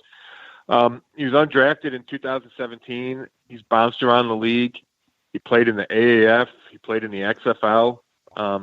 And he's been promoted to the top backup guard because the Browns have injuries. Chris Hubbard, you guys know him well, was lost for the season with the torn ACL. It was a bad knee injury. The kneecap was displaced as well in that Giants game. So Nick Harris was then the next man up, the rookie 5th rounder. He hurt his knee and is only starting against the Jets. And he played well. I was kind of down on Nick Harris coming out because he got those short yards. I call him a T-Rex, because of those short arms. But I thought he kind of played well, Nick Harris, and it was a shame that they lost him. Yeah, he played well against the Giants. I didn't think he played well the next week against the Jets. He's kind of manhandled a little bit, I thought. But he's playing out of position. He's playing guard. He's Right. a center. He's undersized to play center. He's really undersized to play guard. But he's a third option, right? Now he's out. So you go to Michael Dunn. Luckily, he's been around the team for a while. He's been able to practice. They've had injuries and illness, so he's gotten practice reps, but just hasn't gotten, I don't think he's gotten any practice reps, or not many practice reps with the starters, right? You just don't have them. Mm-hmm. So, it's a huge blow. If you're the Browns, you hope you find magic and he can hold down the fort for one game, right? But, you guys know the Steelers' defensive line, their interior. It's a tough matchup for anybody. It's a tough matchup when Batonio's out there. And to have a perceived weakness at left guard, I'm sure the Steelers are going to attack it, and the Browns are going to have to figure out a way not to let that ruin the game. Absolutely. Cam Hayward on Michael Dunn. I'm going to give the advantage to Pittsburgh on that one. To go back to the Browns coaching situation, Mike Prefer named the interim head coach for Kevin Stefanski. Why was Prefer deemed the right guy other than he was just eligible to coach? You guys don't have too many of those right now. And any insight into how Prefer is going to approach this game? Well, he did it. He was interim coach for one game when he was with the Vikings when Mike Zimmer had emergency eye surgery. So he's got some experience. But I think the biggest factor is if you promote the special teams coordinator, and he's a long-time guy. Right? So he's been around the league. He's been in this role for 15 years at different teams. If you promote him to acting coach, then you don't take away from your offensive coordinator's duties, who all of a sudden is calling plays, and he hasn't called plays all year, right? So instead of making Alex Van Pelt handle everything, timeouts, challenges, everything that goes into being a head coach on game day and call the plays, that's a lot. It's the same for Joe Woods on defense. You're going to ask him to call all the defensive plays and figure out everything else. So it just makes the operation easier if the special teams guy is qualified and can handle the acting coach duties. So I think that's a big part of why they did it. Plus, Prefer's coached all the guys on the roster, right? That's one of the special teams benefits is he knows everybody on the roster. He's involved in the game management decision, right? Do we punt here? Do we try a long field goal? Do we go for it? He's in those meetings normally, definitely not to the degree he is this week, but it's not new to him. So I think having him in place just smooths the operation. And as far as, I don't think there'll be a difference in Stefanski to Prefer. I think Prefer's going to do everything he can to follow what Stefanski would have wanted, right? Okay, we've always gone for it on 4th and 2 from the 38. He's not going to change his mind and go, let's try to coffin corner punt. I don't think he's going rogue, and he said it yesterday. He's going to try to do what Kevin Stefanski would have done. I think if you're going to see a difference, it's in the play calling, just because there's so much personality involved in that. So Kevin Stefanski calling plays versus Alex Van Pelt. I think Alex Van Pelt's going to try to do what Stefanski would have done, and he's going to follow the big menu, right? Stefanski's involved in all the meetings. He sets the game plan, and he sets, on 2nd and 4, here's our 6 choices or whatever the number is. But there's just personality involved in play calling, and I think you'll see a greater variance there than you will on whether or not they punt or whether or not they go for it or how they manage their timeouts. Sure, that makes a lot of sense. Will Stefanski still have an influence in the team? At least there's been reports or speculation he'll script the first 10, 15 plays like he normally would. Is that the expectation for at least Stefanski's having some sort of, thumbprint on this game plan? Well, there's no doubt. He's okay. When we talked to him Wednesday, he said he was fine physically, so he's in all these meetings. He's running all the meetings. As of now, you would never know that Kevin Stefanski's not the head coach because they haven't been on the practice field where he's not allowed, right? So he's running all the meetings. He's setting the game plan with the collaboration that he normally does. It's just a matter of come game day, he's not going to be the one making the final decision. But yeah, he'll be all over this game plan, which is good for the Browns because he's, a really smart coach and, he's gotten him to 11-5 in his first year. And then Van Pelt and Woods will be the coordinators. Interesting note on both those guys, both Pittsburgh natives, Joe Woods and Alex Van Pelt will tie in there. What do you expect the overall offensive game plan to be, Scott? What I saw in Week 17 was the Cleveland come out in heavy personnel, 12, 13 personnel, but then spread the field. And they were really effective with that, keeping Pittsburgh in their base defense. Has that been a common theme for them this year for the Browns to go heavy but spread things out? And do you think that'll continue Sunday night? That's a good question. Yes, they've done it a lot. They've gone with 3 tight ends. I mean, they're almost always with at least 2 tight ends, except in obvious passing situations. And they go a ton of 3 tight ends. So yeah, I think that from a personnel package standpoint is how they're going to handle it. Where I'm torn with is, you try to come up with a game plan without Bitonio, without, they might not have a third receiver. I mean, they'll have a third receiver, but their top 2 options might not be there. Kadar Hodge has COVID, and Donovan Peoples-Jones is in the concussion protocol still following that hit he took Sunday. So, to me, it's all about shortening, and defensively, they could miss Denzel Ward again. So, to me, it's about shortening the game, trying to give yourself a chance, and I think that starts with the run game. And if you don't think you can protect Baker Mayfield like you need to, and the Browns line is good, but they've given up 8 sacks to the Steelers in 2 games. And you don't have Joe Bitonio. So I think we can, or at least I believe, the Steelers are going to get pressure on pretty much any quarterback they face, right? I mean, they lead the league in sacks, all that. So how do you counter that is you got to figure out a way to dominate on the ground with Nick Chubb. And I think that's the best recipe. I think Chubb's had success against the Steelers. The Steelers aren't as dominant as a run defense as they are as a pass defense. So it's just a matter of what's your best way to do that. Do you spread out the Steelers and then run, or do you say we're going to go 2 and 3 tight ends and run out of that package? And to me, that's the question, is how they're going to handle that. But I think the final product is you're going to see a lot of Nick Chubb until the Steelers prove they can stop it or the Browns fall behind. If they fall behind, they're in trouble. Scott, you look, I know it's hard to answer this next question in the COVID world that we live in, but I feel it's kind of got to be asked, and you have a good pulse on what's gone on around there, with the team this last week and all. Is this just one of those things that COVID came into the facility somehow, and then obviously spread? Or do you think I guess what I'm getting at is how much negligence do you feel might have been on the part of the Browns players, to have this kind of mini outbreak and them be in a situation that they're in right now? Yeah. And I know it's a tough question, really there's probably no right or wrong answer there, but it kind of feels that because you hear the report of the drag racing, not that that caused all this and all, but is there kind of the feel that they made the playoffs in week 17 there, maybe kind of celebrated a little bit too much, and maybe that's how some bad decisions maybe were made, or was it just one of those unfortunate things? Yeah.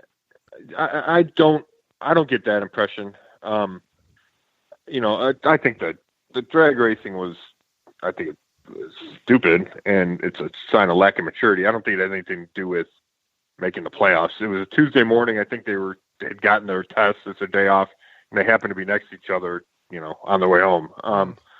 It's still, I don't condone it. And I think it's a terrible sign of immaturity.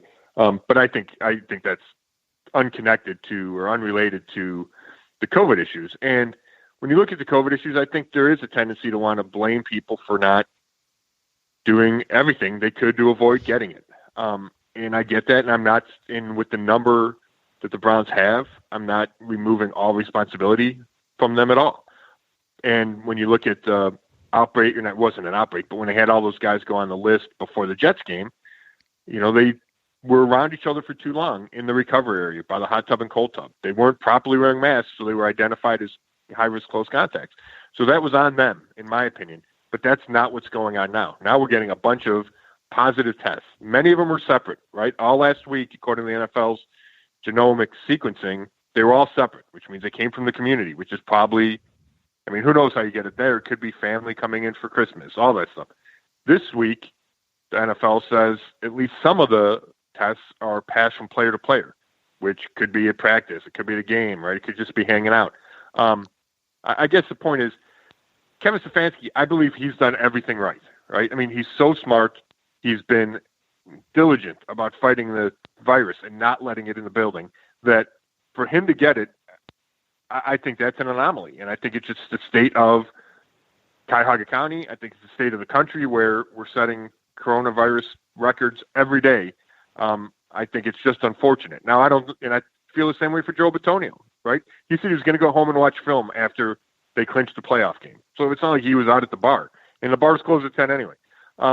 So I think it's unfortunate for a lot of these guys that they got COVID and that they got COVID right now.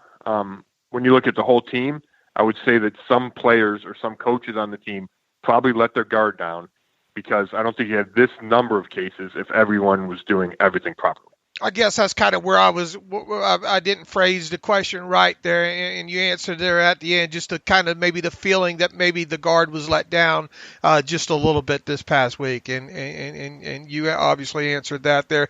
A lot of people look at that Week 17 game and say, okay, well, the Steelers rested all these players. Roethlisberger didn't play. Marquise Pouncey didn't play. Hayward, Watt. They also set out Terrell Edmonds with a shoulder injury on top of it, but a lot of people probably just don't realize that the Browns were without quite a few players in that game too. B.J. Goodson, they're top three leading tacklers on the team. Goodson, Malcolm Smith, and Andrew Sendejo. Now, I know Sendejo got activated, and I think Goodson got activated as well, too. Is everybody other than, I know Ronnie Harrison went on the list and Joel Bitonio, but is everybody else due back other than the wide receiver Hodge? No, we just don't know that yet. I guess Dedrick Ward's another one that missed. Denzel Ward. Yeah, Denzel Ward. Oh, Denzel Ward. I'm sorry. I keep trying to call him Dedrick Ward. Yeah, I don't know who Dedrick Ward is, but Denzel Ward is the top quarterback for the Browns. If they, to me, he might be more important than Joe Bitonio. I mean, you guys were watching the game last week. Robert Jackson is making his first start at corner, and they go after him all day long, and he gives up, a couple of deep throws. He gives up the deep completion that sets up the touchdown to Juju that could have tied the game if they convert the 2-point conversion. So we don't know. We know that B.J. Goodson's back, and we know that Andrew Sendejo's back. That's what we know. We don't know if Denzel Ward's going to be back. We don't know if the rest of the guys. I mean, we know Bitonio and Hodge are out. We don't know about Denzel Ward, and we know Ronnie Harrison's out as well. So we don't know about Denzel Ward. We don't know about Kevin Johnson, their top nickelback. There's so many guys. There's 7 guys on the list, and we don't know. We know 3 are out for sure, and we don't know the status of the other 4. It helps to have Harrison Bryant, the rookie tight end, Malcolm Smith, the linebacker, who plays in nickel, and you guys the Steelers put the Browns in nickel all the time, right? So he would be important. So we just don't know yet, because time-wise, they're eligible to return, right? Because you need the 10 days, and they're eligible. But it's all symptoms, right? How are they feeling? Did they have symptoms? Do they pass the cardio screen? I mean, it's just there's so many variables, and the team. It's not like the injury report. The team doesn't have to update us every day on whether or not these COVID guys are going to play. So obviously, the hope is they do. They're not eligible yet, and we're running out of time. So the hope is that they get some of these guys back, but it's unclear, and they're big names that they're missing. It helps that B.J. Goodson back. He's a signal caller. He's played almost 100% of the snaps this year. It'd be good to have him back in the middle of that defense. And Sendejo, he gets a lot of crap, a lot of grief, because he hasn't played particularly well, in my opinion, and the fans' opinion. But with Harrison out, it's big to have Sendejo back. So it'll be him and Carl Joseph. Those are the 2 safeties that started the year starting. But I'm going to keep saying that Denzel Ward is huge. Without Denzel Ward, they're going to have to play soft coverage, let Ben complete everything he wants underneath, and then hope they get a stop in the red zone. With Ward, you can shift your coverage. You can play him one-on-one, and it gives you at least a chance to compete on the back end. One player we know they won't have is Olivier Vernon towards ruptured his Achilles this past week. A veteran guy, had a sack, I believe, in that game in Week 17 as well, too. That news kind of gets lost in the shuffle, I think, this week with all the COVID issue and all. How big a blow is that? What's going to be the plan to fill in his spot this week? Yeah, that's a big one. It really is. And it's interesting because Vernon's a solid pro. He's been around for a while. I think he's been to the Pro Bowl. was good last year, but struggled early. I thought didn't have a huge impact, played well, and then hurt his knee and was hurt for about the last month and a half, 2 months. And kind of left a bad taste in fans' mouths, and was due a big contract or a big salary in his final year of the contract. It wasn't guaranteed, so he restructured and took $11 million guaranteed this year. There's a lot of talk about, do you bring in Clowney and do you trade for, and then I always screw up his name, Yannick from the Jaguars. There's all kinds of talk about figuring out a way to find another bookend to Myles Garrett. And then it turns out Olivier Vernon probably played as well as any of those guys. He certainly played better than Jadeveon Clowney all year long. And he especially came on in the second half of the season. Myles Garrett missed a couple games with COVID. I think Vernon, he finished with 9 sacks, and they came. I think all of them came in the last, 9 or 10 games. He had 5 over the last 5 games. So he's playing at a real high level. I think you saw that Sunday against the Steelers. I thought he played well. He had a sack. I think he does a great job setting the edge against the run. That probably isn't as big an issue against the Steelers this week because they don't run the ball very much, but you're going to miss his pass rush. He's just a powerful player. It's a big loss. You're going to see a lot more of Adrian Claiborne, the veteran, who's a good player, but they like him more as that third end as opposed to the second end. You're going to see Porter Gustin, who has struggled a little bit when he's been forced to play extra snaps. He's got a lot of energy, but I don't think he does a great job in run defense. It's my amateur opinion. He's losing Vernon is big, and it's just one of those extra things that the Browns are dealing with this week. Well, good news. Don't worry about run defense because the Steelers can't run the football no matter what the defense does. So smooth sailing there. Myles Garrett, obviously an extremely talented player. A little bit quieter last week. I think one Browns coach, maybe somebody made a reference to doing something a little different with him to make sure he's making as big of an impact as possible. Any guess on what they might do a little bit differently to make sure Garrett has a big impact Sunday night? Yeah, I thought Villanueva did a great job against him. The Steelers fan base just has it in for Villanueva for some reason, and Alex and I just don't get it. But go ahead. Yeah, I think there's times where he struggles, and I think it's tough when you're that big of a that tall of a player. But I thought he did a good job against Myles. It's one of those things when you're watching from the press box, that's a matchup. I kind of isolate on from time to time, and Myles came close a couple times. I thought on the touchdown where Rudolph threw it up to Claypool and he outjumped Mitchell, that an extra half a second Myles would have gotten him. Maybe not even half a second. He was kind of running around the right edge looking to knock the ball out of Rudolph's hand. And Rudolph just stepped up a half a step and made the throw. So it's not like Villanueva dominated, but I thought, Myles didn't have a sack. And, so I guess my point is, Garrett's still not 100% after COVID, and he didn't look right to me last week. I thought he looked better the week before against the Jets. And I think that's just the recovery process from COVID. I think you hope that this week he has more wind. And as far as how they're going to use him, Claiborne likes to play on the right side of the defense. So that would mean he would go against Villanueva more, and Myles Garrett would be on the left side going against the right tackle. Mm-hmm. And then the other option is, you move him inside from time to time, try to get him a matchup on one of the guards. I think they like that option better when they have Vernon and Claiborne. Without Vernon, I'm not sure who that fourth pass rush is going to be. I guess you go linebacker, Stanley Takitaki, and bump Myles Garrett inside. So I do think you'll see him move around more this week than he did last week, trying to find some matchup. But the bottom line is the Browns know that Ben gets rid of the ball so fast that it negates a lot of the pass rush. So, right. They're just trying to figure out a way to get enough opportunities for Garrett to have a chance. And a lot of that is down and distance, right? They can get him in 3rd and 8, then you can try to get Myles Garrett going. If it's 3rd and short, then, you might as well just have him stand at the line and put his hands up because he's probably not going to get to Ben anyway. My last question for you, Scott, then I'll turn it over to Dave to finish things out. How much confidence is there in Cody Parkey right now? I know it's been a more turbulent second half of the season for him. If they need him in a big kick situation, do you think that, preferred special teams coordinator is going to trust him in a big moment?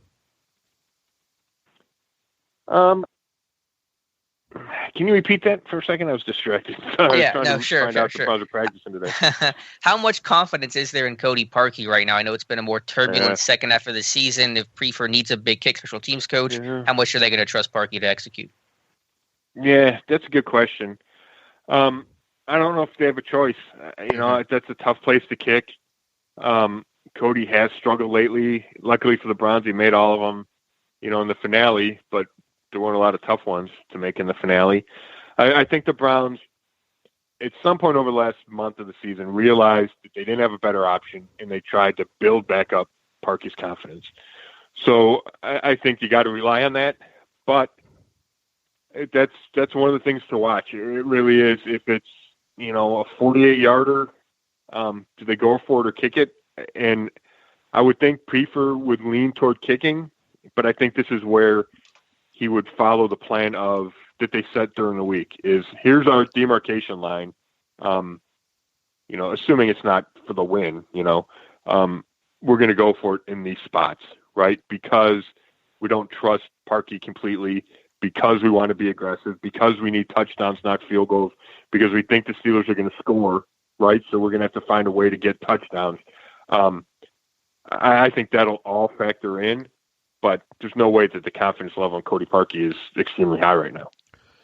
All right, Scott. Well, it's that time again. It's been and obviously 18 years since the Browns have been in the playoffs here. Obviously, Stefanski's done a great job, really great job getting this team where they are right now. They're back in the AFC North. And all we've seen this line go from 3.5 to I think 6.5. Obviously impacted by all the news this past week, COVID related. Is this going to be too tall of a task for the Browns Sunday night? How do you see this game going, and do you have a final score prediction for us? You know what? I've not settled on a final score yet. I just feel like there's so much uncertainty still around this team. But yeah, the task got so much tougher. Here's how I've gone with it this week. I was surprised that the opening line was 3.5, 4. I thought it'd be bigger. I'm not exactly sure why it was that low. I guess it speaks to how poorly the Steelers played over the last 6 weeks of the season, minus that half against the Colts. And in my head, I see all the times that the Steelers have dominated the Browns, right? Right. And I guess other people are looking at the recent history, and does Ben still have it? You guys know all the questions that hang around the Steelers. So I was surprised it opened that low. I understand it increasing is the Browns are dealing with everything they're dealing with and being without everyone they're being without. So yeah, I think it's a huge uphill battle.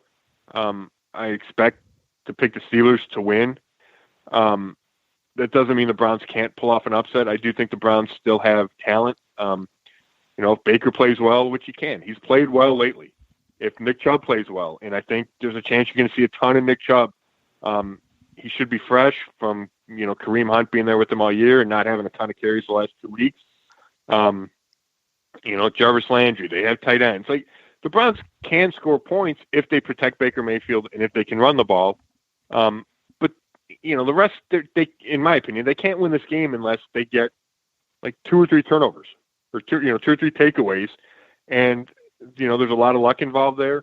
You're relying on the other team to help you there. So, I'm not saying the Browns can't win, and I like the attitude, and I like the fact that, it's a no excuses, and they're not saying, woe is us. I like the attitude talking to guys like Baker and Jarvis Landry. I just think it's a really difficult task, and, I expect the Steelers to win. And I probably would have felt that way if the Browns were at 100%, but I certainly feel that way with the Browns far from 100%. And have you given much thought to what kind of Super Bowl matchup we're looking forward to this year? What 2 teams do you kind of see finishing things out in the Super Bowl, and do you have maybe an early prediction at who you think wins it all? Yeah, you know what? I would probably go chalk here. I think it's the Packers' year in the NFC, and I think I haven't gone back and looked, but I probably picked the Packers to go to the Super Bowl and Aaron Rodgers to win the MVP just about every year in my season predictions because I think he's just so special. Yeah. So, I think they'll be tough to beat at Lambeau. I think the Saints have some issues. I think the Packers have been the most consistent team in the NFC. So I'll take them. And then in the AFC, it's just so hard to pick against the Chiefs. I think at the beginning of the year, I probably did pick against the Chiefs because I thought it's just so hard to go back to back. So if I were going to pick somebody not, go against the favorite, I would probably go, I guess here's my bottom line. I'm going Chiefs Packers, which is boring. And I would pick the Packers to beat the Chiefs just because it's hard to repeat. But I could see the Chiefs getting knocked off just because this is a tough league to get back to the Super Bowl. And then if somebody's going to beat the Chiefs, it's the Bills or the Ravens. And I think the Browns had a chance to knock the Ravens out of the playoffs on that Monday night game and couldn't get it done when Lamar came back. And it could haunt the AFC because they're a different team. They have a good defense. They have a special quarterback, and they can run it down your throat. So if things go right for them, they're tough to beat. So I'd be nervous if I were playing the Ravens. All right, fair enough. Scott, look, we appreciate all the time you have spent with us this season here and all the emails back and forth and taking time out in these interviews and all like that. We certainly do appreciate it. We'll be checking in with you during the offseason, maybe ahead of the draft and see what the Browns are looking at, that kind of thing. But from Alex and myself, and really all of our listeners, I hope you get a lot of feedback on the Twitter machine from our listeners. I know they really enjoy having you on. You do a fantastic job covering the Browns, very objective in your coverage as well too, and Alex and I appreciate that. So with that, thank you for being on the Terrible Podcast this year, and we wish you all the best. Thank you, Scott. Hey, I appreciate it, guys. Thanks for having me. And again, our special thanks to Scott Petrak. You can follow him on Twitter at Scott Petrak. That's Petrak. Covers the Browns for BrownZone.com, the Chronicle Telegram. Good to have Scott back on. I know he's a very busy man. It's been a crazy schedule over there, so appreciate his time.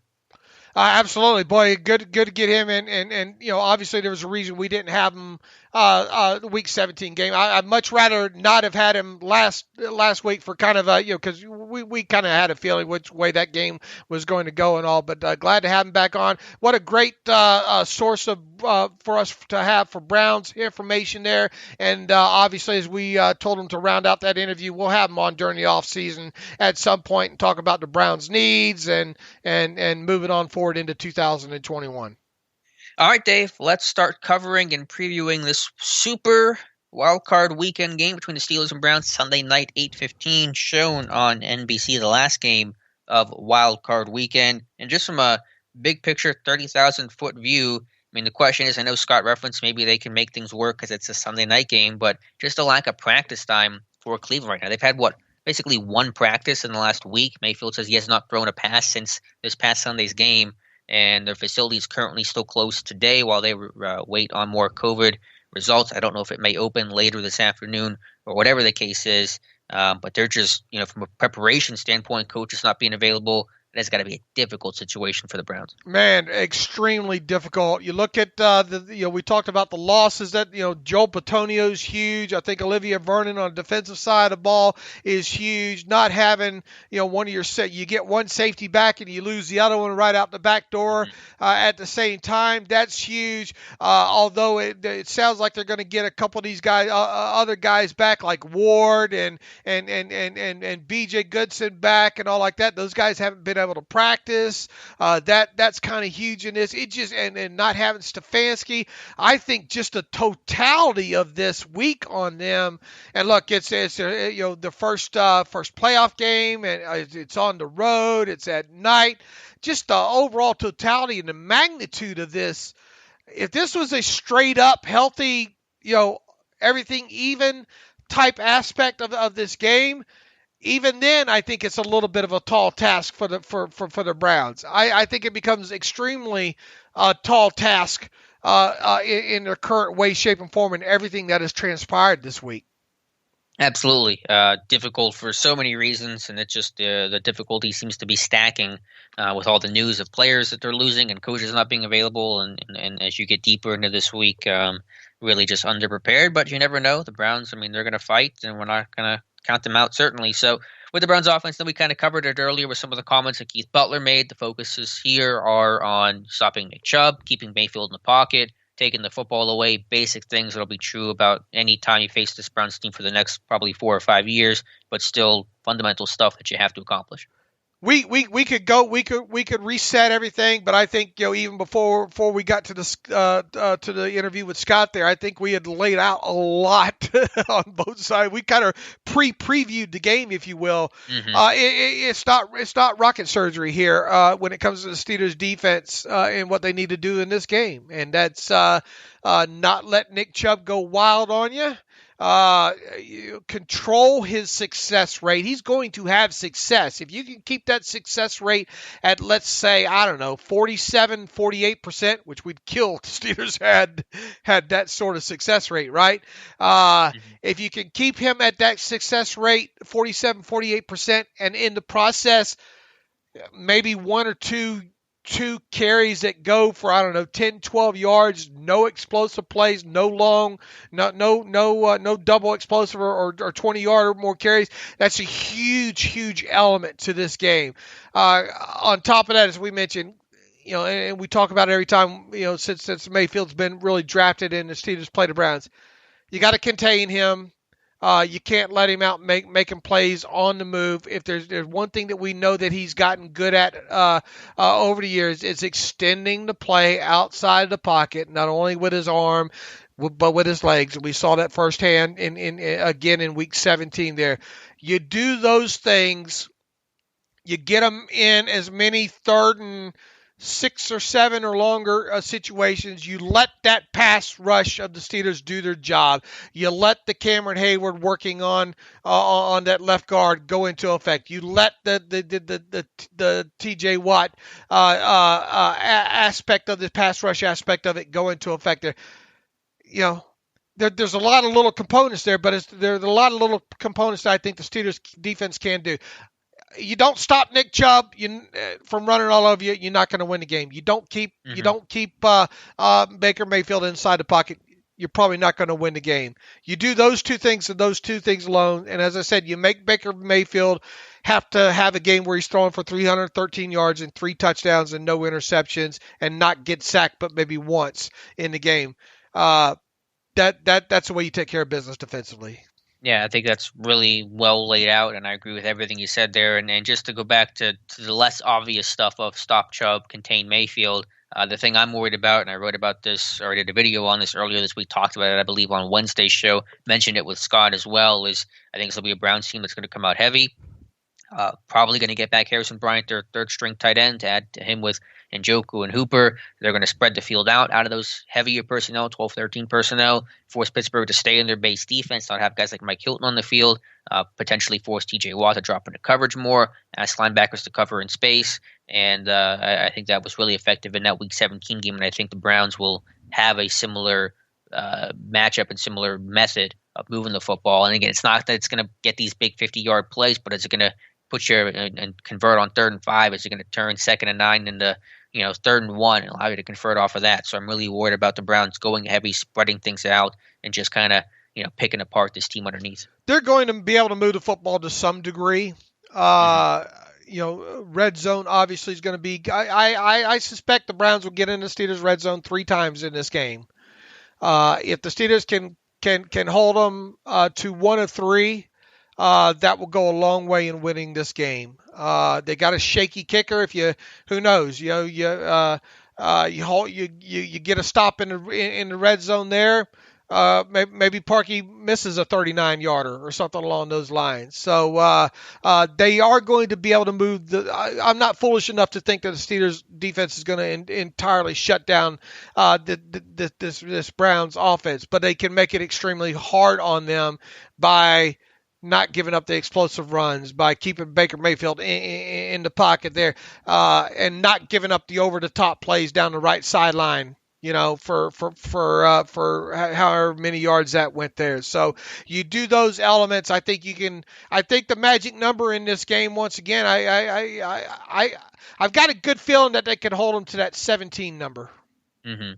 Yeah, and I think obviously, again, go back to more obvious stuff is is the trench play, and Cam Hayward against Michael Dunn is one of the biggest mismatches of the entire season. And Hayward has to play like he's been rested for a week and playing against a dude with one career snap. And T.J. Watt's return against Jack Conklin will be big. Highsmith versus Wills. I thought Highsmith did a great job versus Wills last week, but I'm sure Wills will try to adjust to that. But overall, win up front, win in the trenches, and Hayward versus Dunn create some interior A-gap pressure for Mayfield, flush him out, take away half the field. Force him into T.J. Watt. Those are some obvious keys, but some real important ones. Absolutely. By the way, Ronnie Harrison, according to Mary Kay Cabot, tested positive for COVID, so we knew he was on the reserve COVID list, was not going to play, but he's now put in jeopardy of missing any future playoff games. Hopefully the Browns don't have any, but that is the rumor there, or the report there from Mary Kay, that Ronnie Harrison has tested positive for COVID. All right. All right, anything else with the Browns offense you want to touch on? Any next factor? Watch out for the trick plays. I mean, could they do something tricky? Jarvis Landry is certainly capable of that, throwing passes. He's got a couple of touchdowns this year. I would not be surprised if they try to do something different to gain an edge in a contest where they have a lot of disadvantages. Might they open the game with that? I think wasn't their offensive coordinator asked that, or somebody was asked last day, and he didn't rule it out. We've seen them do that early in games, the Browns, because look, we've got the opportunity to watch a lot of Browns games this year. At least I have. You go back and look at several of these games. I think even in the first offensive series the Browns have had, we've seen some trickeration. Yeah, 3 of Landry's 4 pass attempts this year have come in the first quarter. They've generally been within the first 2 series, and they've all 4, I should say, have been between the opponent's 30 and 45. So usually once they get into enemy territory, they try to surprise you with some sort of wide receiver pass. So would not be shocked if they try to do something like that again. Now, you haven't practiced, and maybe you don't run that play because you haven't practiced at all, this week, but just something to consider. True or false? This will be a good one for the Friday night questions, right? True or false? A Browns player other than Baker Mayfield will attempt a pass in the first quarter against the Steelers Sunday night. It's a good question. I'm going to call my shot and say yes, that's true. I'll go with yes too. I think it's in their MO. I think we will see some sort of trickery. That'll be a good question to ask tonight, right? Mm-hmm. Yeah, I think so, for sure. All right, Browns defense, and again, there's just so much uncertainty with who is and isn't going to be available. As you mentioned, getting a guy like B.J. Goodson, their leading tackler, back will be really important for them. At least getting Sendejo back is important in the sense of when you lose Harrison, you at least get the return of Sendejo. We'll see on Denzel Ward, as Scott said, that is such a big X factor in this game. Dictates a lot of what they can do coverage-wise if he is or isn't available, replacing Olivier Vernon. We'll see how they do that with Gustin and Claiborne and guys like that. But to me, it still starts with that Browns defensive line that is one of the better overall units in football, of course, led by Myles Garrett. Keep Ben Roethlisberger, healthy and upright. And the biggest factor, we'll obviously watch the Myles Garrett, Alejandro Villanueva battle. DeCastro was not great in that Week 17 game, correct?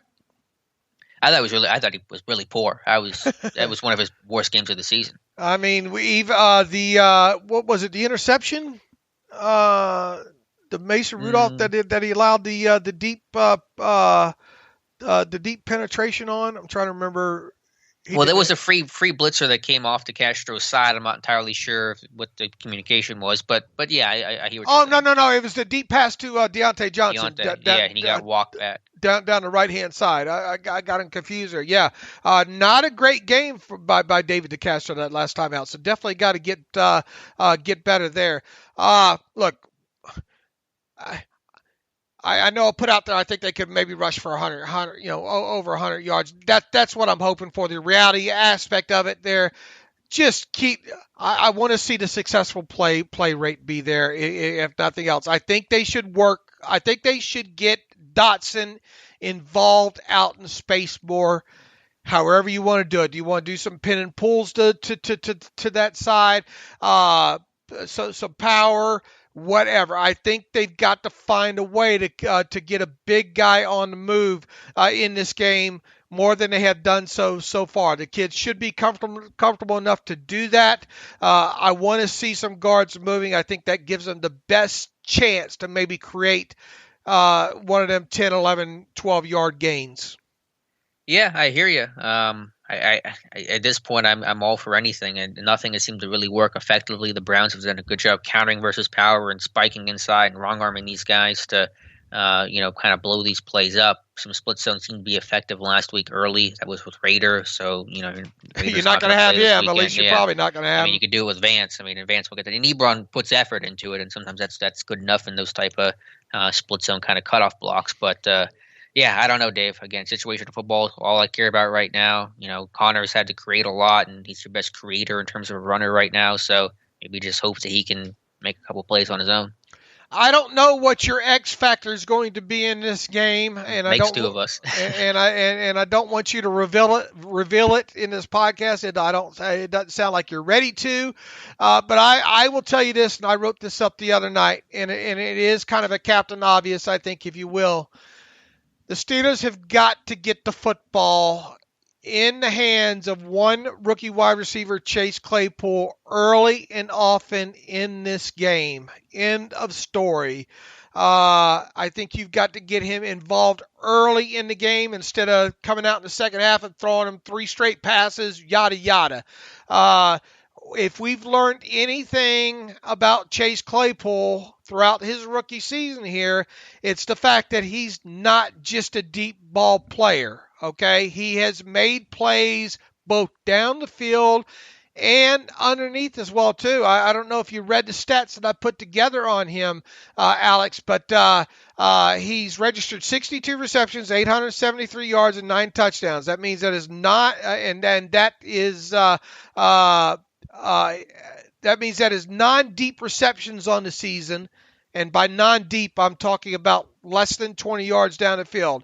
He has 53 of those that have resulted in 526 of his 873 yards, or almost 10 yards per catch. That's not bad at all. That's obviously not a bad average. 244 of those 526 yards on non-deep passing receptions were gained after the catch, an average of 4.6 yards per grab. For a receiver to register 4.6 yards after the catch on non-deep pass receptions is pretty damn good. All right. He led all Steelers players in explosive play receptions as a rookie with 14. And oh yeah, we're just a blog, Alex, but he had 8 total defensive pass interference penalties drawn during his rookie season. He led the league. He was second in that number, only behind Mike Evans, who had 9. His defensive pass interference yardage penalty yardage drawn was 185. He was tops in the league in that category. And how many deep ball passes down the field did we see this year? Quite a few of those as well too. He was targeted 20 or more yards down the field 30 times in total during his rookie season. He caught 9 of those passes for 347 yards and 4 touchdowns. You add in those other 8 and or I think it was maybe 7 on deep passes. There, add that into it, and you have yourself a guy that can deliver big plays one way or the other down the field. So within all that, let me circle back to my statement and the title of the post that I put up the other day. Targeting Claypool early, often in playoffs should be the Steelers' top offensive priority. Especially if the Browns are going to be depleted at corner, or if Denzel Ward is over on Deontay as the X receiver and kind of shutting him down or taking him away in large respects. So yeah, I agree. I think you can go after Claypool. He made some jump ball plays last week. There's just no. I think the storyline of they were saving Claypool's snap counts and reducing his snap count to avoid the rookie wall was kind of overplayed even by the Steelers. His snap count really didn't change that much throughout the season, at least the back half of the year. But this is a time to use him as early and often as possible. We've seen him make plays on the post. We've seen him make plays down the field on extended plays. We've seen Mason Rudolph throw a 50-50 ball to him. He's had more than that one, obviously, this season. But we've seen that. Why not? When you have a guy his size, and one of the big things that stuck out about Chase Claypool in his college tape study that I did, and I know it stuck out to the Steelers, was that contested catch element to him. more than 10 yards down the field. Also, we've seen, as college tape, you saw those quick slants to him. And if there's one thing, if there's one other thing that we've learned about Chase Claypool during his rookie season is he can get off. He has a nice get off and a nice command of his route tree in short area situations. His ability to gain separation quickly on kind of those 7-yard slants there. It's going to be criminal if he goes the whole first half in this game against the Browns with just 1 or 2 targets, in my honest opinion. I hear you. The agility, mobility, the fluidity that he has in his breaks is pretty uncommon for a big guy of that size. And so you got to use him. You can't be saving him for anything right now here in the postseason, and that's obvious to say. But I think Claypool can be definitely an advantage and a matchup weapon against this Brown secondary that may be without a couple key pieces. And once again, you talked about that squirt release of his, right? This past week, right? Mm-hmm. Yeah, just different techniques to beat, inside leverage. That was a third down play. He's running a slant, has to run the slant there because it's a slant flat combination, and the cornerback's playing inside. So how do you create the inside, leverage to cross his face? Use that squirt release, threaten, stem outside initially, and then a nice little club swim over the top to win inside and make the catch. So there's just a lot of nuance in his game, and he's still learning and developing, of course, but just a lot of nuance in his game that you don't see from a lot of rookie wideouts. All right, what's a good over and under for first half targets, pass targets, including no plays? What is a good over-under first half target number for Chase Claypool? Say 3. Does that sound reasonable? 3.5. You got to have a half in there. Half, okay. 3.5. Does that sound right? That sounds right to me. Does that sound right to you? Yeah. What side would you lean? I want you to question the half point. In other words, I want the half number to make you think, what side do I want to be? Is it 2.5 or is it 3.5? I would put it at 3.5, and I'll arbitrarily predict he'll have 3 first half targets. So you think it'll be under 3.5? Yes, but who knows? I mean, one side adjustment, one hot read can obviously change things. But I mean, that the minimum should be 3 targets, though, right? Would you agree? I would hope so. That you would think the Steelers would try to accomplish? Yeah, I mean, you try to sometimes, just the way the coverage is and game flow. I mean, they're hard to predict, obviously, but you just want to make sure that he is an active part of your game plan, and I imagine he will be. All right. What else do we have offensively here for the Steelers in this game? I took a look at the Week 17 game, and granted, this was versus Mason and not Ben, obviously, but the Browns came into this game they rarely blitzed. They were one of the bottom 3, bottom 4 teams overall in blitz rate. On third down, though, they blitzed literally 2/3 of the time. And so that was interesting. Will they take that same approach versus Ben? I don't know, given how quickly Ben gets the ball out of his hand.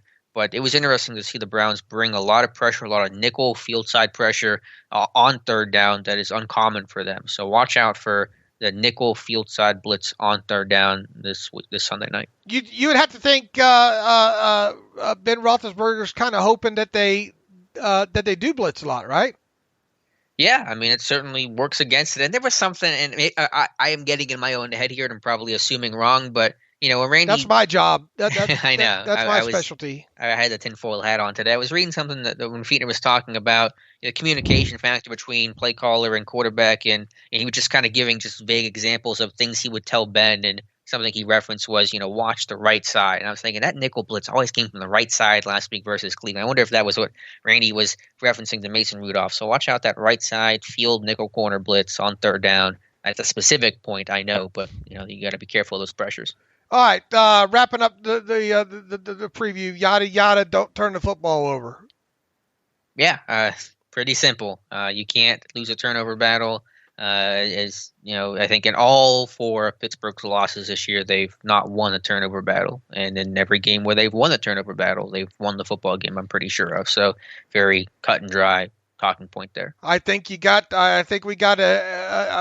need to also see Ben kind of maybe not to the same degree as the Colts game, but man, there's got to be at least 7 7 to 10 shots down the field, more than 10 yards past the line of scrimmage. Probably more along the lines about 13 or so.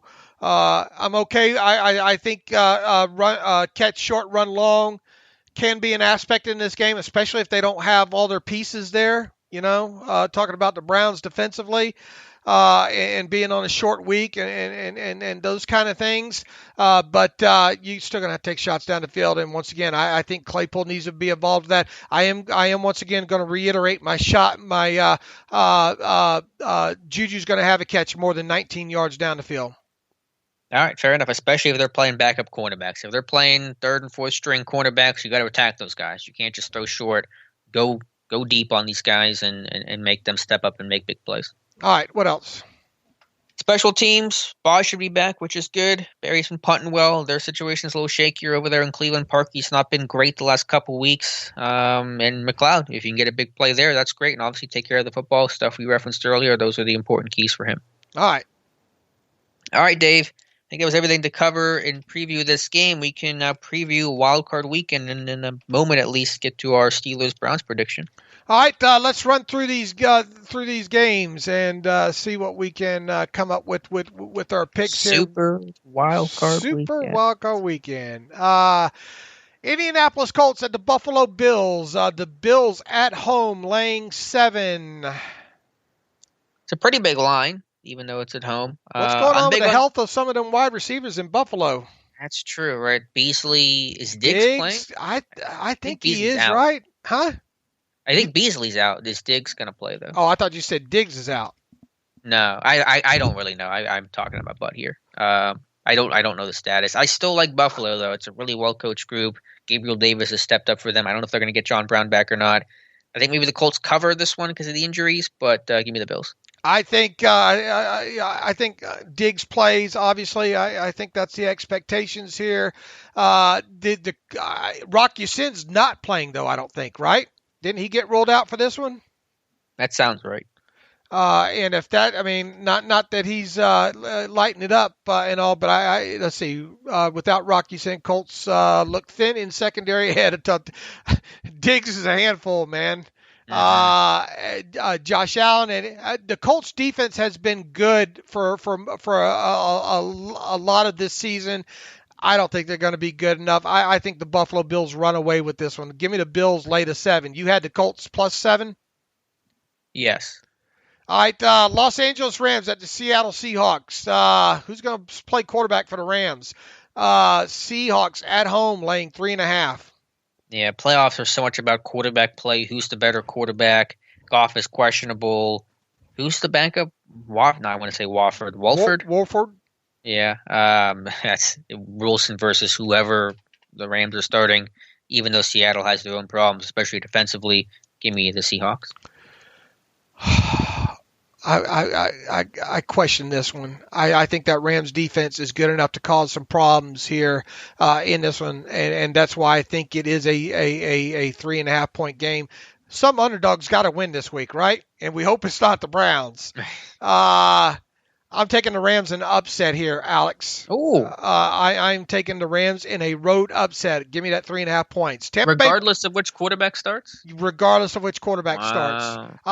Tampa Bay Buccaneers on the road against the Washington football team. Washington at home, laying 8.5. Yeah, home game for the 7-9 Washington football team. I love their defense. I love the story of so many of those guys. I think they keep it close. I think they cover this game because of that defense, but just not enough firepower on offense. Give me the Bucs. I had the Bucs winning this by 10, so I'm laying that 8.5. You and I going different directions here.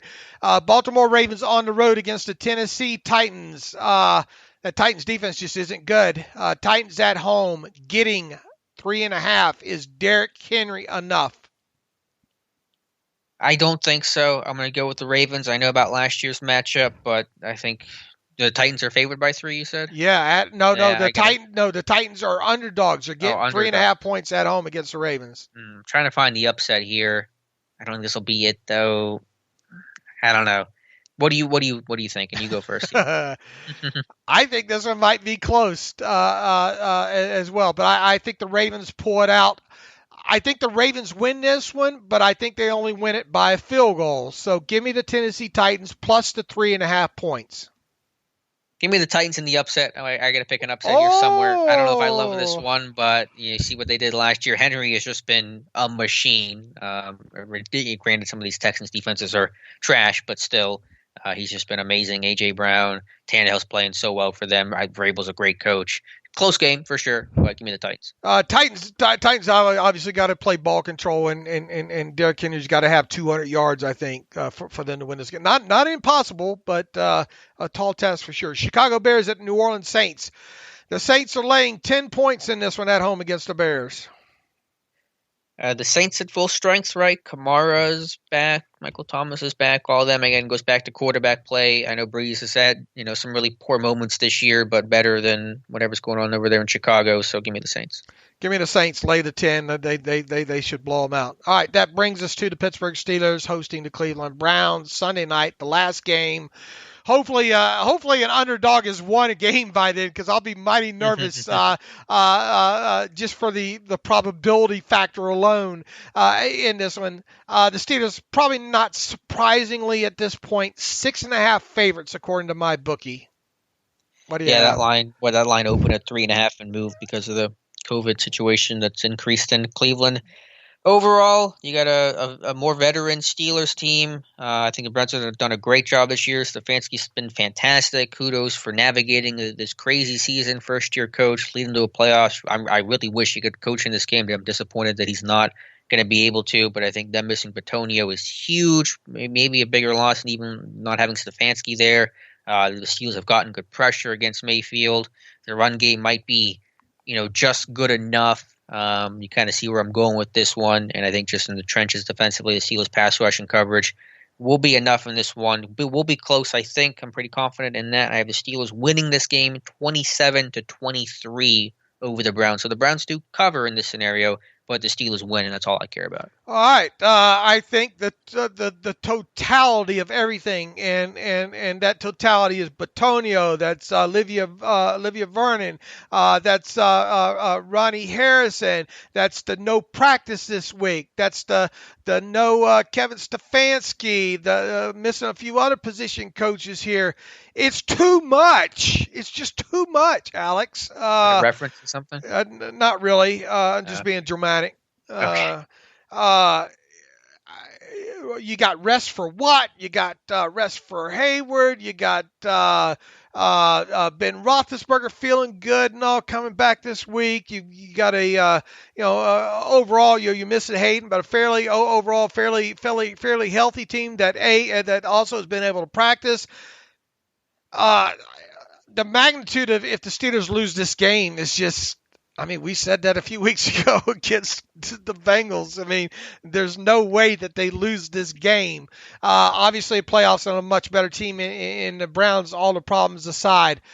I just think it's too much, Alex. Overall, I expect the defense to come out and really get after Baker. I expect this to be a similar game to what we saw back in Week 6. You remember how many times Baker was getting hit in that game, and look, I know they didn't completely shut down that running game of the Browns, but they did more than enough in that game overall in that one. It's just too much. As I said, I had the Steelers winning this one actually comfortably. I mentioned that number 17 magic number earlier in the podcast. I think they hold them to 17. I have them scoring exactly the same amount of points that you have them scoring, though, 27. So I had the Steelers winning this one at home in Super Wildcard Weekend, 27-17. Yeah. All right. Steelers and comfort, though, rarely go together. I know. So it makes me worried. Also, I should have mentioned, obviously, no fans for this game. That was announced yesterday, that they will not get any sort of exemption from the state to have fans for this one, which is a disappointment, but that is the situation.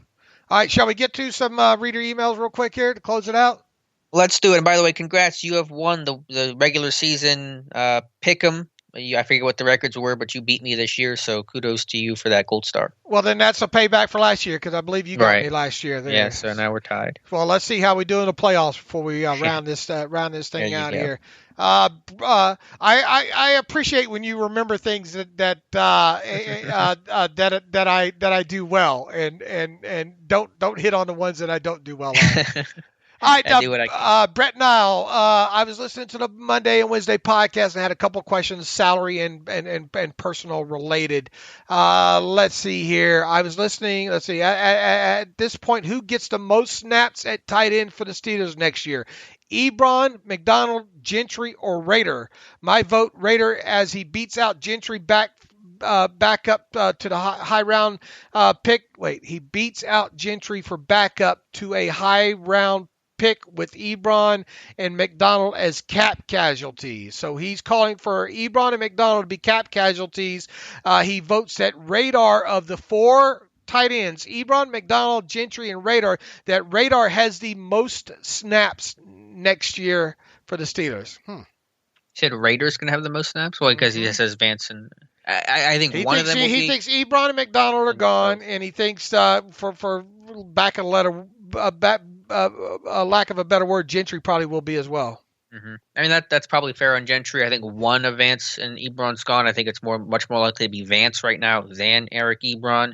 I think that Ebron stays. If they draft somebody relatively high, they bring in maybe a Jesse James type, Raiders sticks around, and those are essentially your four main guys going into camp.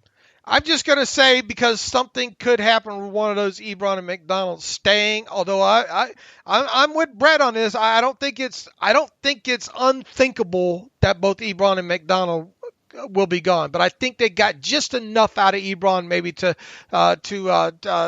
withhold him here. So I will say that Ebron is the most likely choice. Would that be your guess as well too? To stay, yes. I play the most snaps at tight end. Oh, to play, yeah. To answer the question more directly, yeah, I think Ebron would be my choice, not Kevin Rader. All right, part two.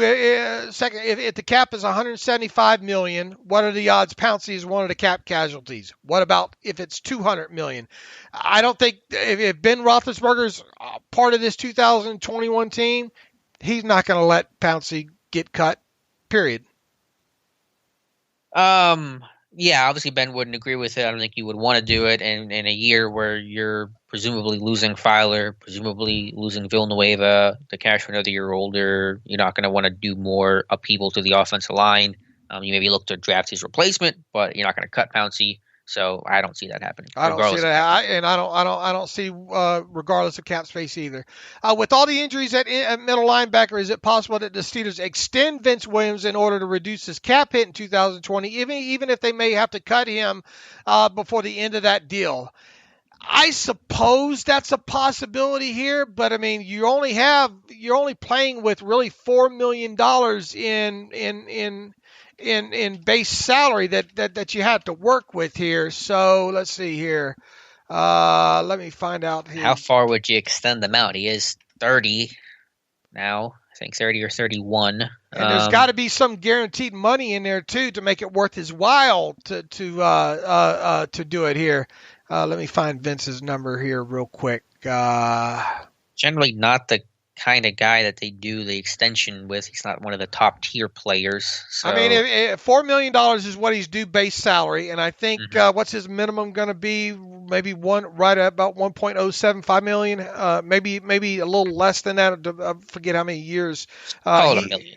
He has. So let's he has 8 accrued seasons, so he's not at the 10, so it's going to probably be around the 900,000 mark there. So let's say $3 million that you can turn into a signing bonus, all right?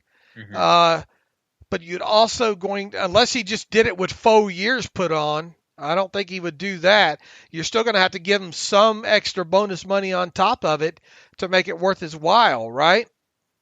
Unless you're just saying this is the only way you can stay, so do this or you're cut, and you don't see anything. It'd be what, a 2-year extension for what? I mean, you're only playing with $3 million here, and if you cut it in half and saved half of that, you're only saving $1.5 million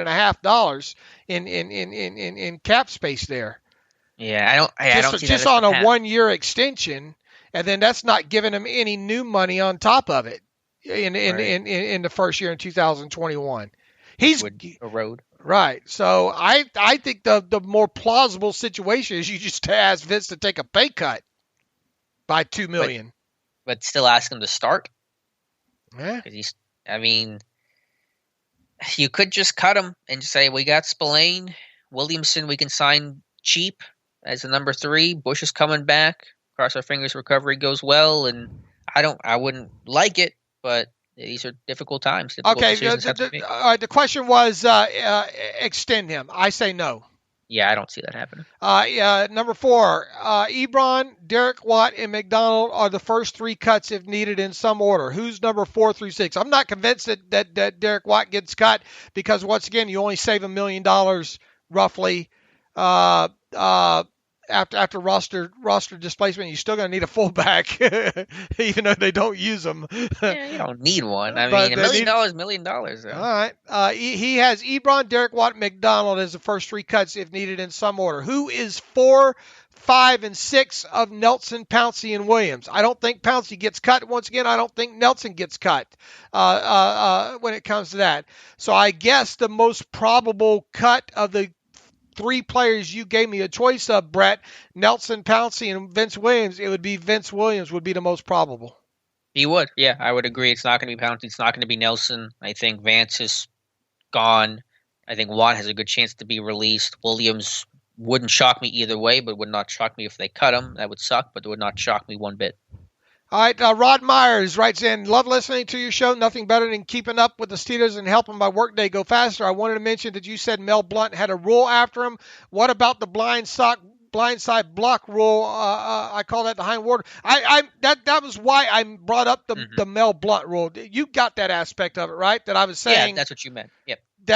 Yeah, I understand that the Hines Ward blindside block rule. So that's why I recalled the Mel Blount thing, was an understanding that people understood that the Hines Ward rule and all like that. Anyway, he goes on, right? I know it happened after he left the game, but he has 1, 2. Okay, yeah, we get that. I may agree with you that he won't make the Hall of Fame, but I wish they did take the complete receiver into consideration, but I understand why they don't. Look, I think even Rod, thanks for the email from Indiana there. Have you ever been to Indiana, Alex? No, I have not.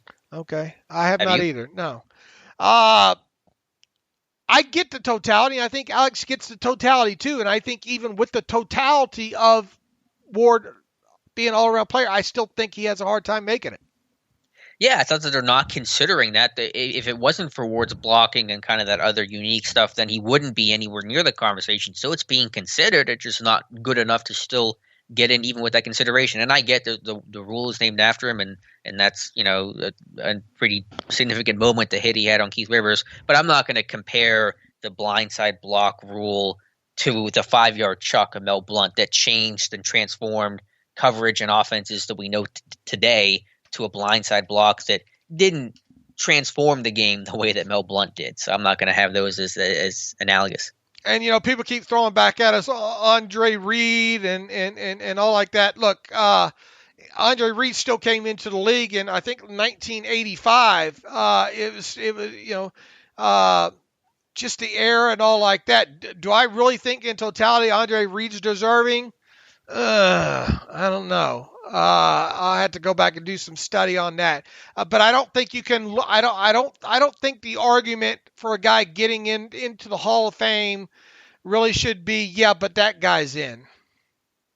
Yeah, my response to that would be twofold. A, it took those guys like Reed and Art Monk forever to get in. It took them a long, long time. And then B, they got in ahead of the Calvin Johnson, Marvin Harrison, the new wave, new era guys who have different stats. So they got in like right before those guys started coming in significantly, and now Ward's going to be overshadowed by more modern era, modern pass game numbers that will just dwarf Hines Ward's overall career and his outlook. I mean, 20 years from now, I guess it's plausible that, I don't know. I don't like the chances. I really don't. overall. Gustavo writes in, "Hey, Dave and Alex, greetings from Brazil. I've been a Steelers fan for 4 years now, listener of the podcast for 2. Love your work. It's my first time sending an email, so here comes a lot of them. Feel free to answer the ones you feel are the best ones." Gustavo, first of all, thanks for writing in from Brazil. That makes us feel good. How do you feel about Tyson Alualu's next contract in the NFL? I don't have any idea how much he's going to demand due to his unique situation of peaking late into his career. That's an interesting one. Yeah, one of the underrated free agents. I think a guy you really got to bring back. I don't know the exact structure. Is it a 1-year deal? Is it a 2-year deal to try to spread things out? I mean, it's not going to be hopefully a lot of money. I mean, what's a realistic number? 2 years, $5.5 million on him. I'm just spitballing here, but what do you think? I see if you can get him to sign that same contract that he signed that last go around. Which was what? What do you think? I'm OCD and remember these kind of things? I just figured you just had it mainlined in your normally veins. I do. And it was inexpensive. 2 years, $4 million. Was that what it was? I mean, it was not a contract. Let's see here. I'll pull it up real quick here for you. Worth bringing back, because if you don't, I mean, Carlos Davis, Buggs has been a disappointment. Really a disappointment in Buggs. I mean, you think with Dunbar as D-line coach at Bama and Pittsburgh, you'd get more production passed up by Davis. Just seems like some weight issues, some assignment sound issues with him. 2 years, $5.75 million. His first year cap hit, he was given a $1.75 million signing bonus on that deal. His first year cap hit was a little over $2 million. If you can get him back for $2.5 million cap charge in 2021, I think you do that. Yeah, I'm all for it. I mean, much more than that, you're running into kind of gray area with the cap situation and all. Do you think Terrell Edmunds has been paying off the first-round pick spent on him, considering the other safeties taken after him, such as Jesse Bates and Justin Reed? Is picking up the fifth-year option a no-brainer at this point? And they'll have to do that this spring, him and Minka. Minka, obviously, a no-brainer. Yeah. And I think Terrell Edmunds' fifth-year option – it's kind of murky still because of the cap number and all like that, but probably around $6 million-ish for 2022. But you obviously have to make that decision this offseason, and once you do, I think that with the new CBA, I think once you pick it up, it's fully guaranteed. Correct. You can no longer, sit on it for another year and then cut him right before the start of the 2022 season and not have that count against you. It will count fully. I think they do pick it up. I think they do too, and I wasn't so sure that might be the case heading into this year, but I think he's done enough this offseason. And look, experienced safeties. Now would he just play that thing out without a long-term deal? I think it's then try to play himself where he plays really, really good in 2022 and maybe gets a franchise tag. I mean, that's probably the best case scenario, obviously, for him. But at this point, I say go ahead and pick up his fifth-year option for 2022. I think he's done enough. You would agree? Agree. I honestly can't understand the evaluation of the offensive line this season. No one is terrible at run blocking, Haas and Howard not included, but they can't get a yard even if their lives depend on it. They are really good at pass pro, but Ben rarely has time to throw down the field. What am I missing? He says, I honestly can't understand the evaluation of the offensive line. The run blocking's mystifying, especially because they did it decently, the first month of the season, and then it just never recovered. Pass pro, I mean, I think they have been able to throw the ball downfield too. I think the pass pro has been excellent overall. Some of that's on Ben, of course, some of that's on receivers. Some of it is certainly on the O-line. Run blocking, though, I wish I had an answer for you. I just don't. You got to get some new blood in there. We'll go into that into the offseason, breaking it down, trying to get a firmer grasp of what didn't happen. That's for sure. Number 4, I didn't watch football when Cowher was a head coach, but from what I've seen in the past, he did have a lot more postseason success than Tomlin has, despite not having a franchise quarterback for the better part of it. Both coaches' postseason records are similar, 12-9 for Cowher and 8-7 for Tomlin right now. But I feel Cowher accomplished more, a handful of AFC Championship game appearances with less. What are your thoughts about this? I think that's fair. Yeah, I mean, that's fair. I mean, obviously, Tomlin's still coaching. If he wins the Super Bowl this year, then the narratives and the story changes a bit. If you want to say Cowher was a better coach and is a better coach than Tomlin, I mean, that's fine. I mean, there are no wrong answers here. It's just a good problem to have 3 coaches since 1969 and be able to rank just 3 guys is good territory, and no one has done that. I think this is Tomlin's last chance to make a pretty deep run in the playoffs for a couple of years here, so he better win not only Sunday night, but probably the next round, and better make it to the AFC Championship game as well. I think this year will really kind of obviously help better that playoff record, right? I mean, you win a couple of games here for Tomlin in the playoffs. He's now 10-7 versus Cowher's 12-9 in that situation there. So I think it's fair. I think a lot's riding on Tomlin and his postseason record. Obviously, this postseason. Yeah, that's a good assessment. And today's the anniversary of the Tim Tebow play. Yeah, I saw that. I'm trying to forget that. And probably around the anniversary of the Jacksonville loss, right? You're not helping, Dave. This isn't better. John DiStefano writes in, Dave, however, you talked about Rock and Roll Hall of Fame. What about Thin Lizzy? Talk about a snub. You are right there. Boy, you're not Thin Lizzy fan, are you?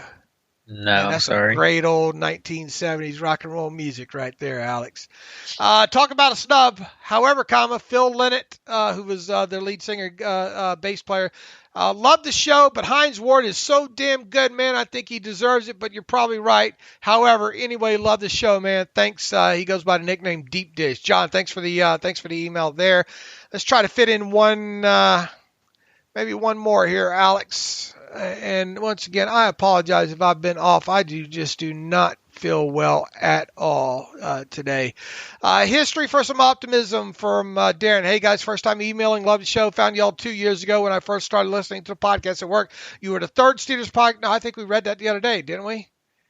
He said he couldn't listen to the first two. Yeah. All right. Well, let's just reiterate it. He couldn't listen to the Let's go out with a positive here. Read that one every single week. Right. Hopefully, you're able to listen to this one as bad as I've been on it in this one. All right. We got everything out of the way there, Alex. Good job. Thanks for carrying me today in this podcast. You and I will get back at it on Monday. Hopefully, we are recapping a Pittsburgh Steelers super wild card win over the Browns. Obviously, if they lose, we'll have to recap that as well, too. But we will be back on Monday. In the meantime, people can follow me on Twitter at Steelers Depot. Follow Alex on Twitter at Alex_Kozora. Follow the show at Terrible Podcast. Email the show, theterriblepodcast@gmail.com. If you like what we do and want to donate to the cause, go to SteelersDepot.com, hit the donate button up right navigational bar. And conversely, if you'd like an ad-free version of the site, go to SteelersDepot.com, hit the ad-free button up right navigational bar. And for $25 for one calendar year, you can have an ad-free version of the site. Thank you for listening, everybody. And as always, thanks for listening to the Terrible Podcast with Dave and Alex.